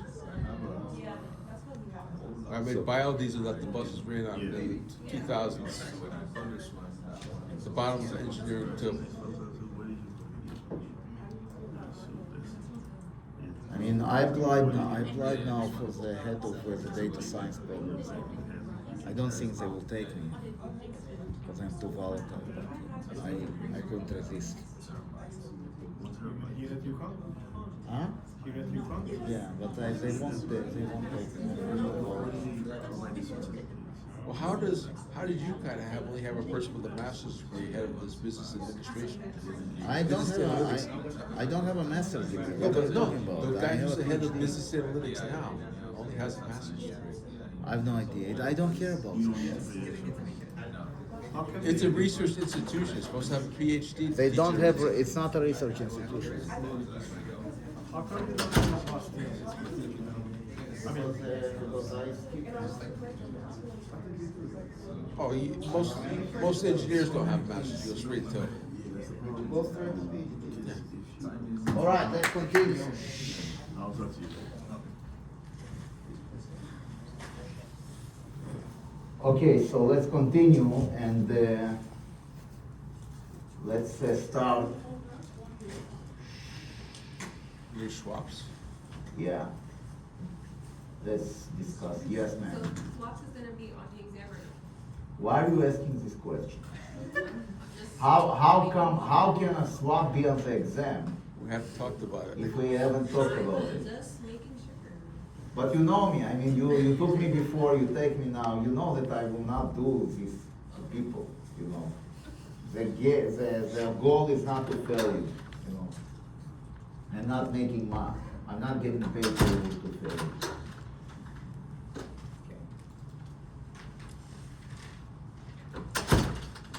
All right. So let's discuss.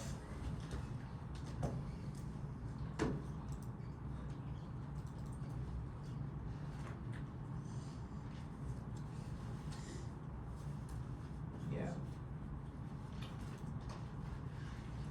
So let's discuss swaps. And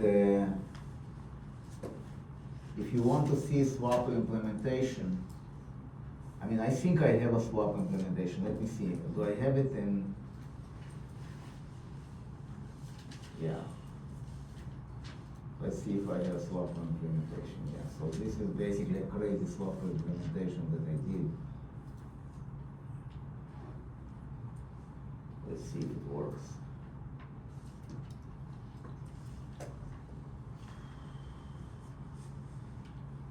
Yeah, it does something. Let's see what it does.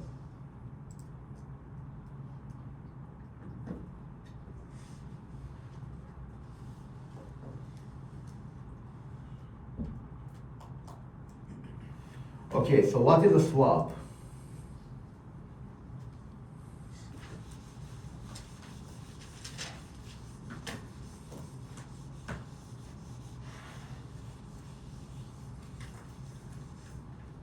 So so what is a swap? Before we talk about swaps, let's talk about forward rates.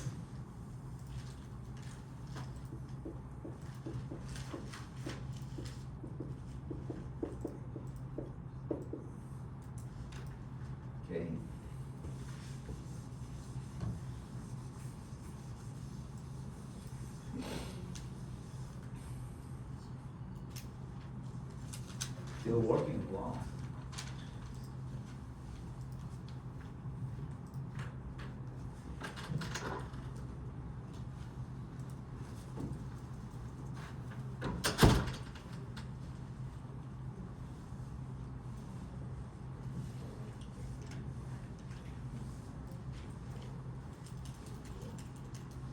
I did something. Yeah, but why is it still running? It's not that much code. Huh? It's not that much I code. don't know why it's running. Maybe I need to get out of this, of this, of this, and of this, and of this. What the fuck is that? I just go out. So now I want to stop it. Because maybe it does. It was a mortgage calculator. Yeah, it was a mortgage calculator. It's not this crap. Let's see. Oh, much better. Will we do some plots somewhere? Yeah. Okay. Nice job. Okay, so what is a swap? So before we talk about swaps, let's talk about forward rates. So, what is a forward rate?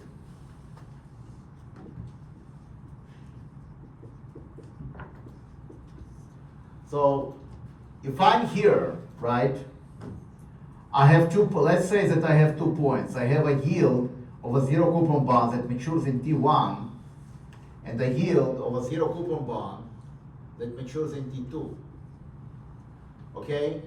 So if you have these two zero coupon bonds, let's say this is going to be a 3-year zero coupon bond and this is going to be a 5-year zero coupon bond. You can ask yourself, what is going to be the forward rate, the 2-year forward rate 3 years from now, right? This is going to be called forward rates, okay? Usually it's going to be something like of the form F32. So a 2-year forward 3 years from now. Let's say, for example, I have F33 is going to be a 3-year forward 3 years from now, and F57 is going to be a 7-year forward, a 7-year rate 5 years from now, right? So how do we calculate those rates? Okay, what you are saying that you say the following. So you can actually go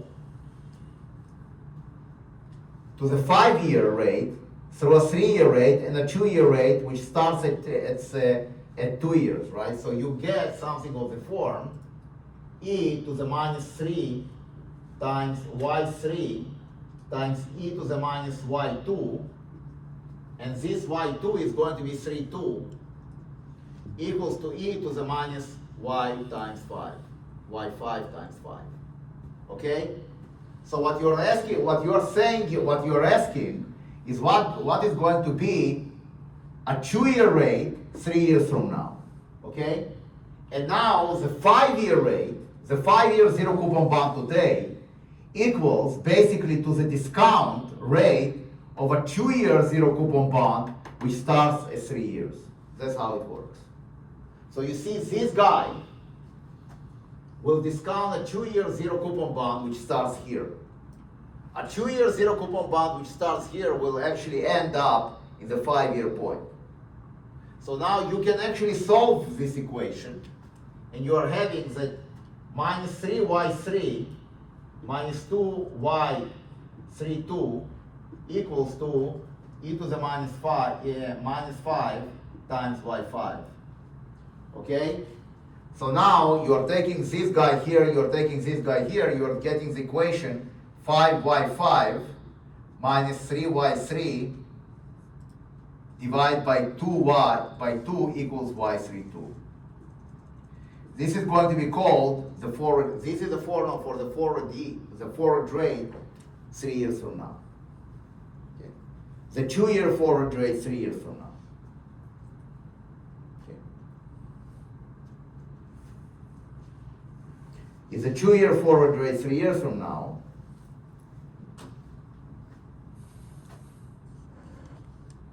the general formula that if you have 2 times T1 and T2, the forward rate at T2, T1 minus T2, what should I do with the screen? I have to get it out because I don't have enough real estate to actually, let's see, how do I hide this shit? How do I hide it? Screen up. How do I hide this?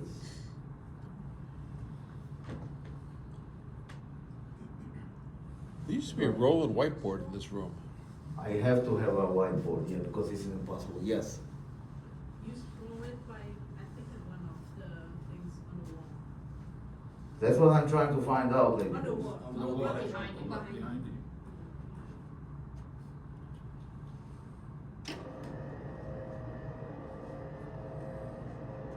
Yeah, but this still. How do I actually take it? How do I actually make my camera off?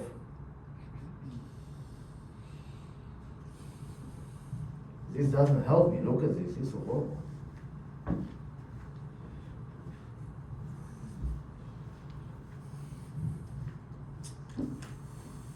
Let me just see if I can actually somehow make my camera go away. So I can just stop here. I don't want to record anymore. And then I can just say, projector off. Okay, great. Okay, now I can record it. And now I can record again. I can't record. Okay, so, oh, now it's much better. Whew.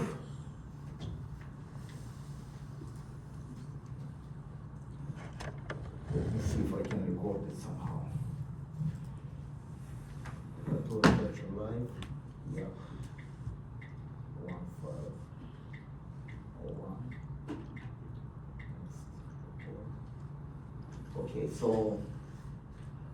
Okay, so let me just do it again with more real estate. With more real estate on the board. Okay, do you want to hear a funny story about these boards in stores? Did I tell you this story? That I get email from one of my colleagues, and he's complaining that I'm not erasing my board, erasing the board after me, after I go, right? And then he tells me, Yaakov, I'm sorry, but you write so much on the board, you know, that I cannot erase it. So you have to erase it yourself, you know. So now I'm erasing all the boards because otherwise other people will complain. Okay, so let me just try and do it again. And somebody will not tick with the picture that drives me freaking nuts. Okay, so if this is my timeline, okay, and this is going to be T1,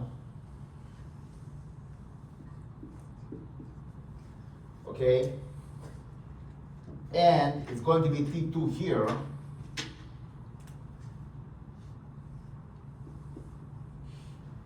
So what I want to see, right, I want to see this. This is going to be T1 minus T2. So let's say this is 5, this is 3, this is going to be 2 years. Okay? And what I want to see a 2-year forward 3 years from now. If, for example, I have a 10-year graph, this is my 10-year graph, okay? And here I have a 7-year. So if the zero coupon bond, which starts at 10-year, right, goes up to 7 years, it becomes a 3-year zero coupon bond, okay? And what you're asking yourself, okay, what is going to be its rate here? Its rate here, a 3-year rate.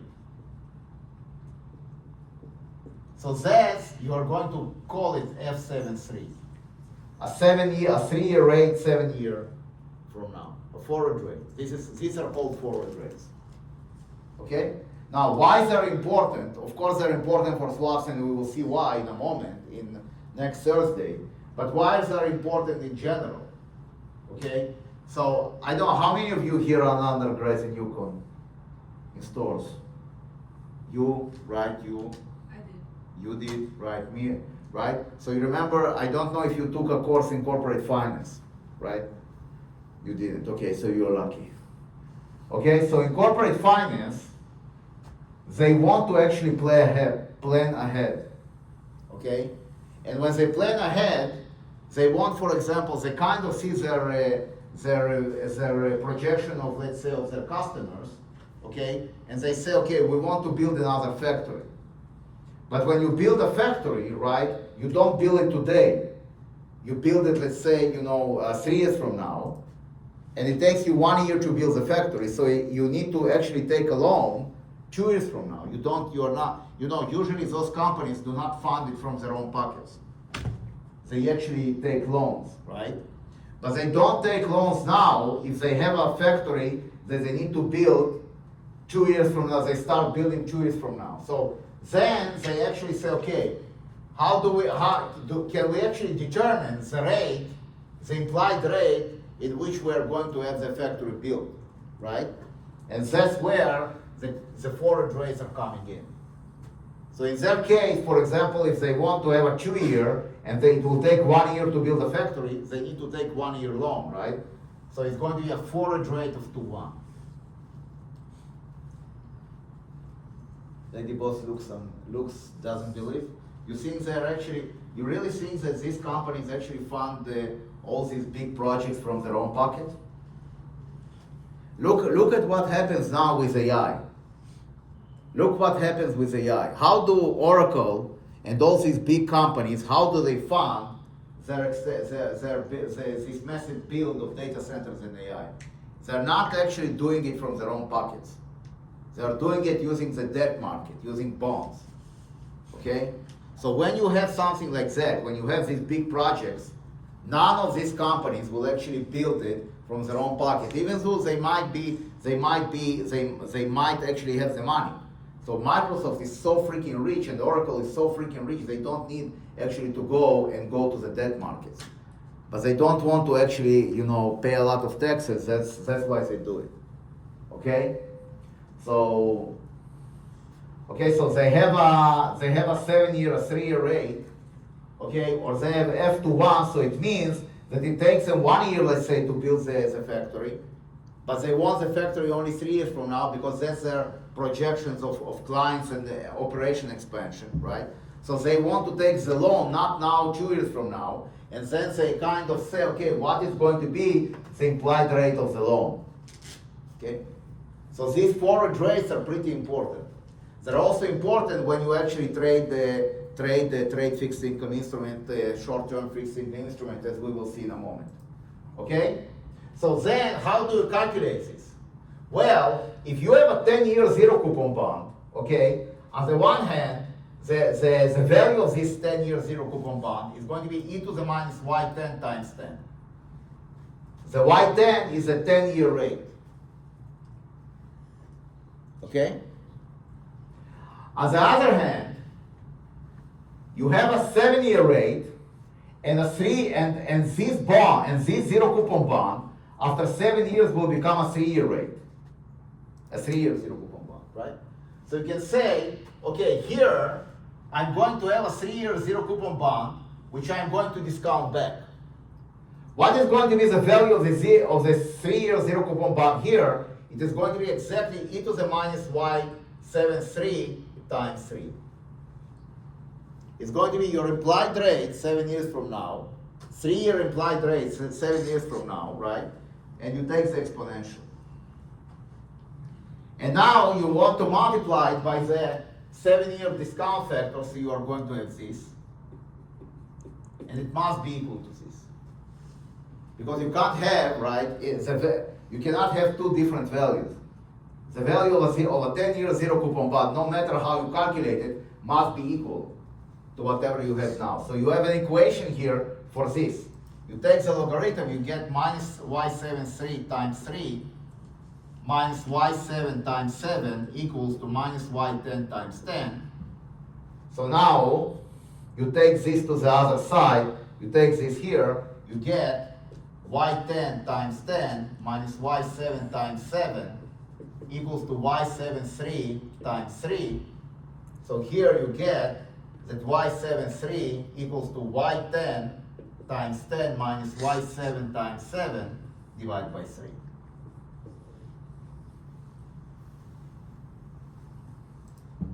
Okay?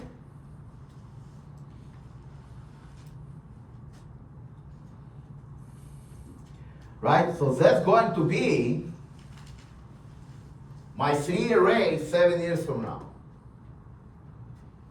Very good. The general formula, by the same calculation, right? It is going to be yt1 yt2 t1 minus t2. So in this case, t2 is 7, t1 is 10, 10 minus 7 is 3 equals to what? A very nice formula, yt1 times t1 minus yt2 times t2 divided by t2 minus t1. Okay. Is this clear? Yes. Yeah, say for example, this concept now, we also talk about commodity trading. Is it applicable there? Yes, it is. Okay, Right? okay. When you have the yields Yes. of commodities, Yeah. right? So you have two types. It's either like this or like this, Yeah. right? This is the most. This is the normal part, right? Yes. I think this is called contango, and this is called backwardation.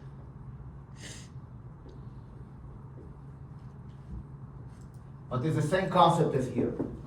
Right. That's what I wanted to know. I know. Right? But you see, it's more complicated with commodities because fixed income, right, is less volatile. So if you look at fixed income now through the war, right, if you look at so if let's say you look at the daily treasury curve, right,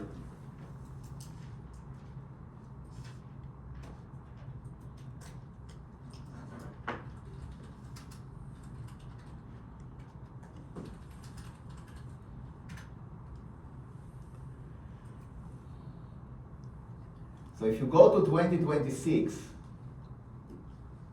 when did the war start? 2 weeks ago. The war started, right, somewhere here, 27th of February, right? Yes. It was a It Friday night. started in 28. You see that in this case, I want to see the longer one. So I want not the daily treasury bill, but I want the par yield curve. Yes, this is good.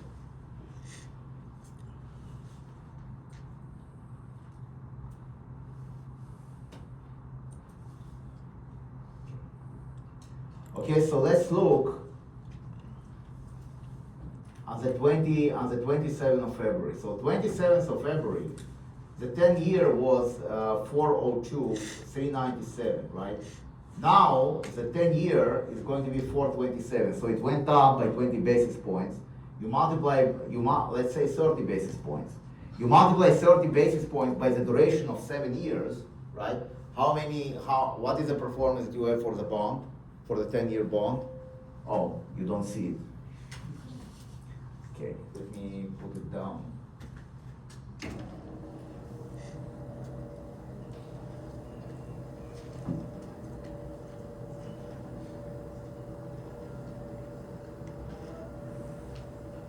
Let's see if I can actually.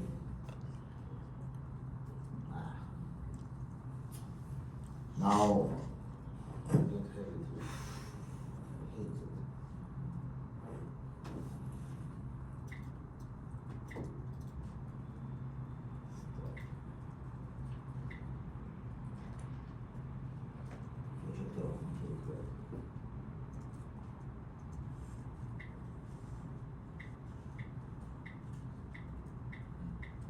You're up. Okay, so if I look now, right, you go from, you went from, let's say, 402, let's say 4%, it went to 4.2%, right? So it went up by 30 basis points, or 27 basis points. So you take 30 basis points, you multiply by 8, okay? You're getting the performance that it dropped by 2.4%, right? You cannot compare it with what's happening with the commodities. So if you look on oil price, and you know, of course, as a commodity person, that oil is not traded as physical, it is traded on futures, right? So if you go to CL, say oil price, It's up over 50%. okay, you can see the volatilities, right? I mean, look at this volatility. You cannot compare it to fixed income, right? So so basically all these forward rates in commodities are in some sense are meaningless because it's so volatile, right? Okay. So you have a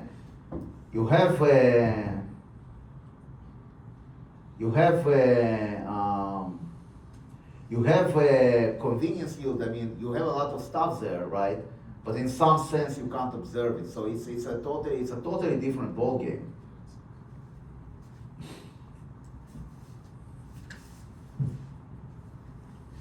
Okay. Yeah. Good luck with that. I want to see $200 oil. It's going to be beautiful. No, it will be beautiful. It will be beautiful because it will expose everything that that people know. But I cannot discuss it because I'll be suspended again. Okay. So now let's take an example, right? So we're looking on a 10-year and a 7-year. So we want to find out what is going to be the forward rate, right? 7 years, the 3-year forward rate 3 years from now. So you see that it's 427 and 406, right? So when you look on that, it's going to be 427 times 10 minus 406 times 7. And you divide by 3.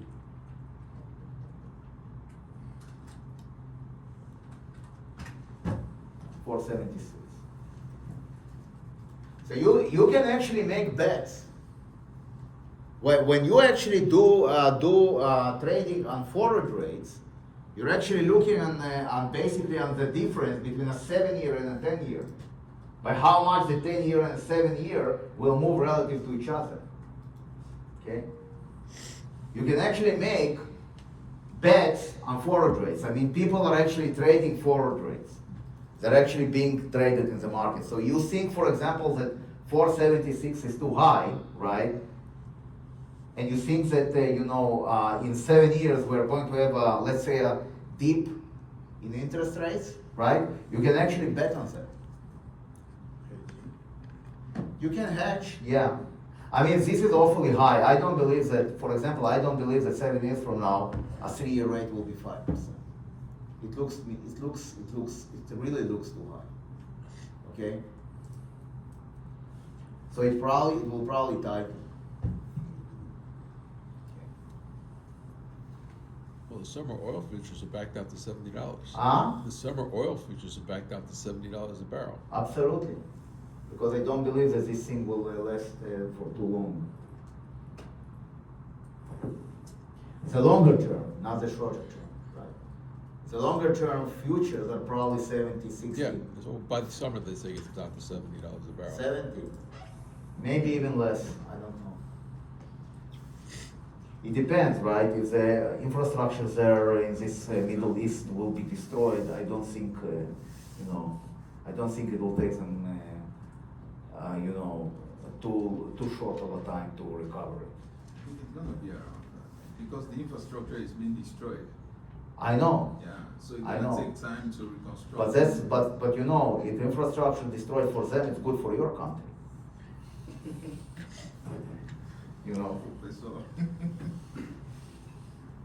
So it's always like this, right? When two sides fight, the third side wins. So you guys will win. So you need to you need to be okay. Yeah. You'll be okay. Don't worry. All right. Any questions on that? And now I'll be suspended. Okay. Is this clear? Is this clear? Good job. So now what does it have to do? Now let's talk about swaps. So what is a swap? Good cash flows. Exactly. Good job.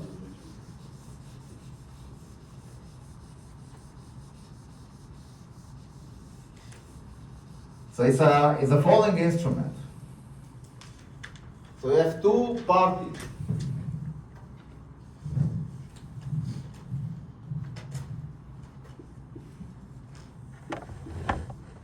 Okay? One party is paying the other. So let's say you have a principal of $10 million. Okay? One party will pay the second party, right, a fixed rate.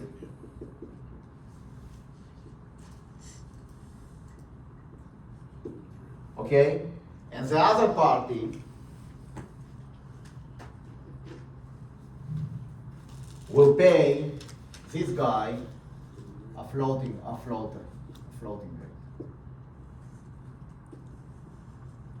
What do we mean when we look at floating rates? So it's actually very simple. If you look on this column, the 3-month column, right? This is what we call the floating rate. So it's a short-term 3-month bill. Okay? So the guy that pays the fixed rate is called the payer. So this guy will be the payer, and the guy that actually pays the floating and gets the fixed is called the receiver.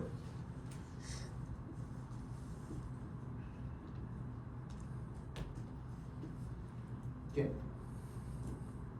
And you have a fixed term for the swap. So a swap can be for 1 year, a swap can be for 3 years, a swap can be for 5 years or for 10 years, right? So the term of the swap is fixed, and this small structure, in some sense, is the most important structure in all fixed income. Because when you have two banks, right, which are actually trading with each other with interest rates, that's what they do. Now, let's assume that you are a payer. Okay? So you pay the fixed. How do we make money on this instrument? Let's say you are a 5-year swap. How do you make money on this instrument? If you are paying fixed. You're betting the floating rate would go a little higher. Exactly, right? So what you want to do, let's say you are a payer, you want the rate to go up. If the rate goes up and you're a payer, now you can actually be a receiver on the other side, right? So you're actually entering into an offsetting trade where here you are going to pay floating. And here you are going to receive fixed.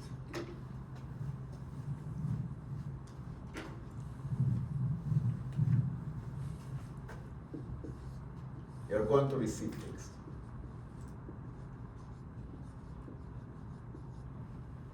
Okay. So, okay, lady boss, listen. You, right, get here, you are in the middle, you are getting the floating, right? And now you are going to take this amount of money, you are going to push to this sucker. And this sucker is going to pay you fixed, but the rate went up, right? So you are actually going to get more than you are actually paying out. That's how you make money. Aha, right? So, if you are paying fixed, do you want the rates to go up or you want the rates to go down? If you go exactly, you want the rates to go up, right? So you're basically you're not a doomsdayer, right? You're actually a very bullish guy. Okay? So if somebody, so for example, right? Let's look at this example. So let's say that you are paying, say that you are actually entered into a swap, right? And you are actually were so lucky to get into when you are actually paying fixed at $397 a piece, right? And now it went to $427. So how much money you are more or less are making? So we go and we say 427, right? Divide by 100, because that's what you are receiving. Minus 397 divide by 100. Okay? And you multiply by the duration, which is going to be around minus 7.5. So you are actually going to make, and of course I need to put a minus here, right? Because I'm short. So you are actually made 225% on your principal. Your principal, lady boss, is going to be $10 million.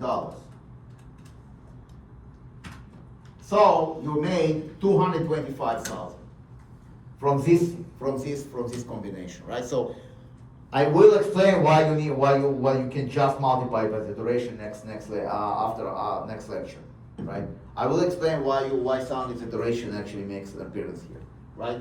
But you can see that you actually made money, okay? And in market value, you made more or less $225,000 on a $10 million principal. Yes. So based on projections, let's just say both parties, right? They'll project the rate to be certain level. I mean, exactly, right? So if they are bullish on rates, right? So they say that rates will go up, let's say, right? If they are bearish on rates, so they want their rates to go up, they will be payers. So, like over the 10-year period, like do they count it on the yearly basis over the 10-year period? Because they just No, they actually, when they do that, right, they actually look on duration. on duration. On durations, yes. They are not, They're not averaging it out. Let's say. no, because you cannot predict what will happen 10 years from now, right? So here, right, you actually take the money and you run, right? Because, for example, let's assume that you are in a fixed rate environment. You are a payer, right? If this went up and you're sitting, you're not actually realizing the rate, then it can come down, right? So now, when you are actually sitting here and you are saying, oh my God, it's 427, okay? If it's 427, it means that, you think it will go even higher, right? Let's say to 4.5 or 5. Then you are not going to enter into an offsetting trade. So you are going to be a fixed rate guy, right?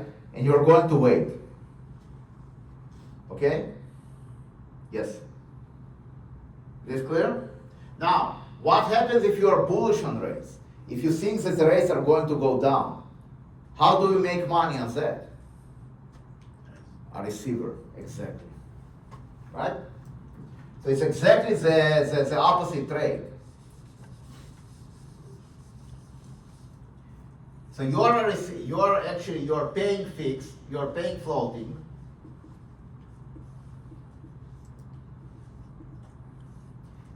And you receive, and you're a receiver, you receive fixed.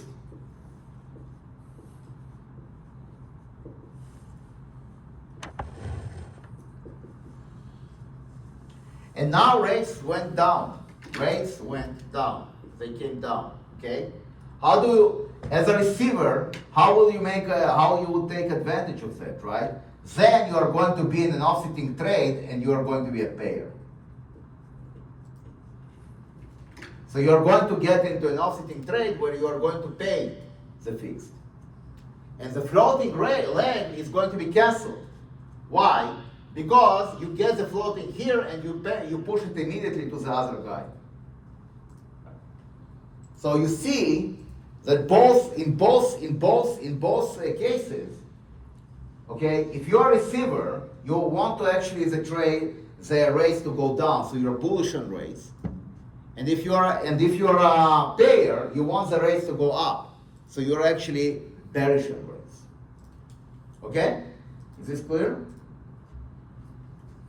Is this clear? Now, here's a trick here. Because behind this, you have basically, right? What you have basically, hidden bonds, if you want, right? So when you receive fixed, right? You basically can think about this as a 10-year coupon paying bond.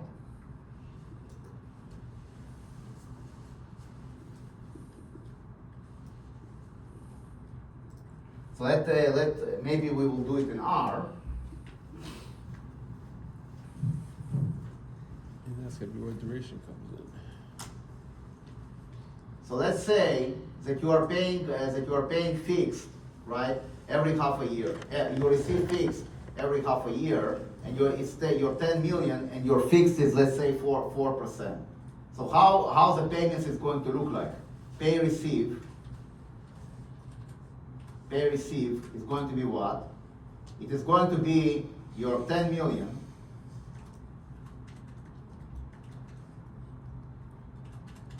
right? And you times 0.05 and you divide by 2.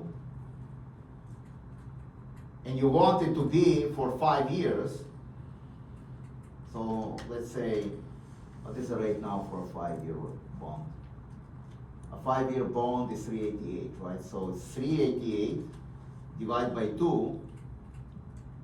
And I want to replicate, because it's a 5-year and it's half a year, I want to replicate it like this. So pay rec is going to be this. Is this clear? Right? Is this clear why? Because you receive a fixed rate out of a 10 million.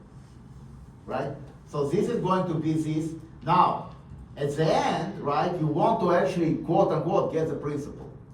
So we want pay rec,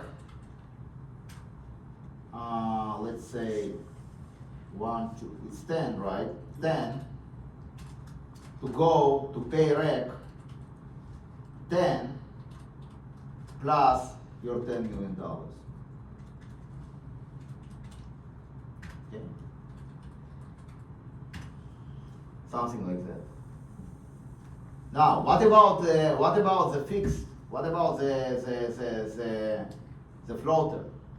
So let's assume now that you have the following profile. So the floater is going to be, let's say, 1 to 10. No, not 1 to 10. Let's say, so it's 0.01. So it's 1% from sequence from 0.01 to 0.02, 0.03, let's say, by 10. Something like that.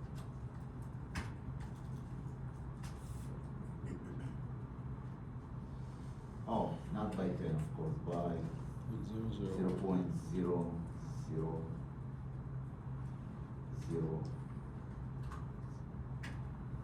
Okay?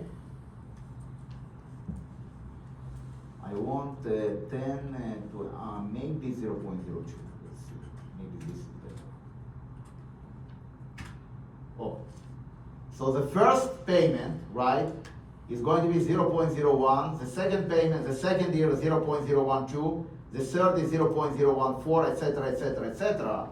So then you are going to have $10 million times this sequence.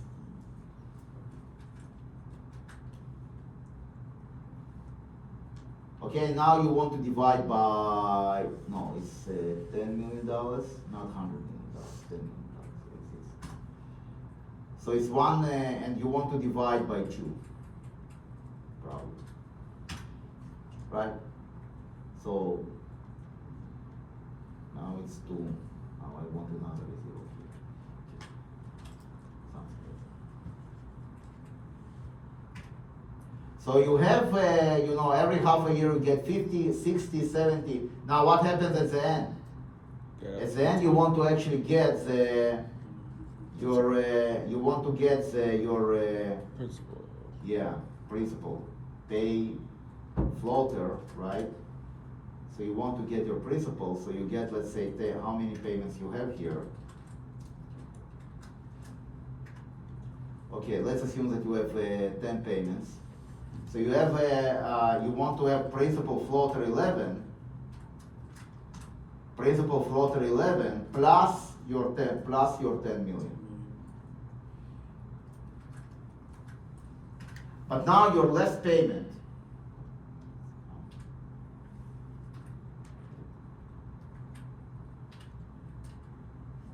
Your less payment, what happens with your less payments? That's an interesting question. What happens with your principal?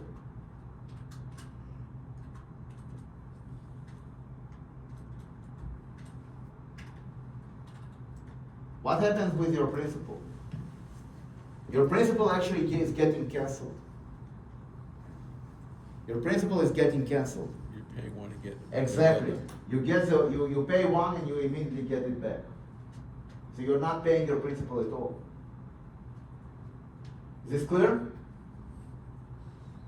The principal is actually getting canceled because you pay it out and you immediately get it in because the other bond will kick in, right? So you don't pay any principal at all. The principal stays in your pocket. That's the great advantage of these instruments, because contrary to bonds, you don't need to actually worry about these huge principals. You just want to worry about the interest payments. That's why those instruments are so attractive. Okay? The Stanford campus is a lost cause. Look at this watch. Instead of moving it forward, they moved it back.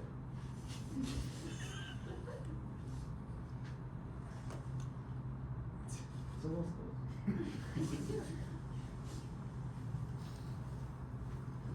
cause. Okay? So, lady boss, that's why those instruments are so great. Those instruments are so great, right? Because principal does not change hands. The only thing which changes hands is a coupon. So think about that, right? You have $10 million in your principal. If you buy a 10-year bond, right, you will have to put the 10 million up. Here you don't need to worry about that. All you need to do is just to worry about the coupon. Just to worry about the interest, and then it becomes much easier task. Right? It becomes much easier task until it explodes like in 08. Okay? Is this clear? White magic. Right. This is the typical case of what we call financial engineering. That's how Wall Street guys are making money. Right? It's all about leverage. You need to invent instruments. The more leverage there is, the better you are. Okay. I told you, and I will tell you again, what is the business model of investment banks, right? For every dollar of their own capital, they borrow $9 or $10, right, from the public or from the insurance companies or from what we call buy side, right? So there is sell side and there is buy side. The buy side are the guys with the money. Sell side are the guys are the beggars.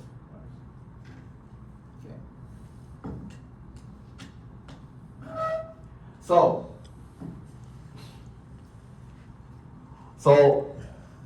the advantage of these instruments, okay, is that you remove the question of the principal from your payment profile, and all you care about, right? All you care about is the interest.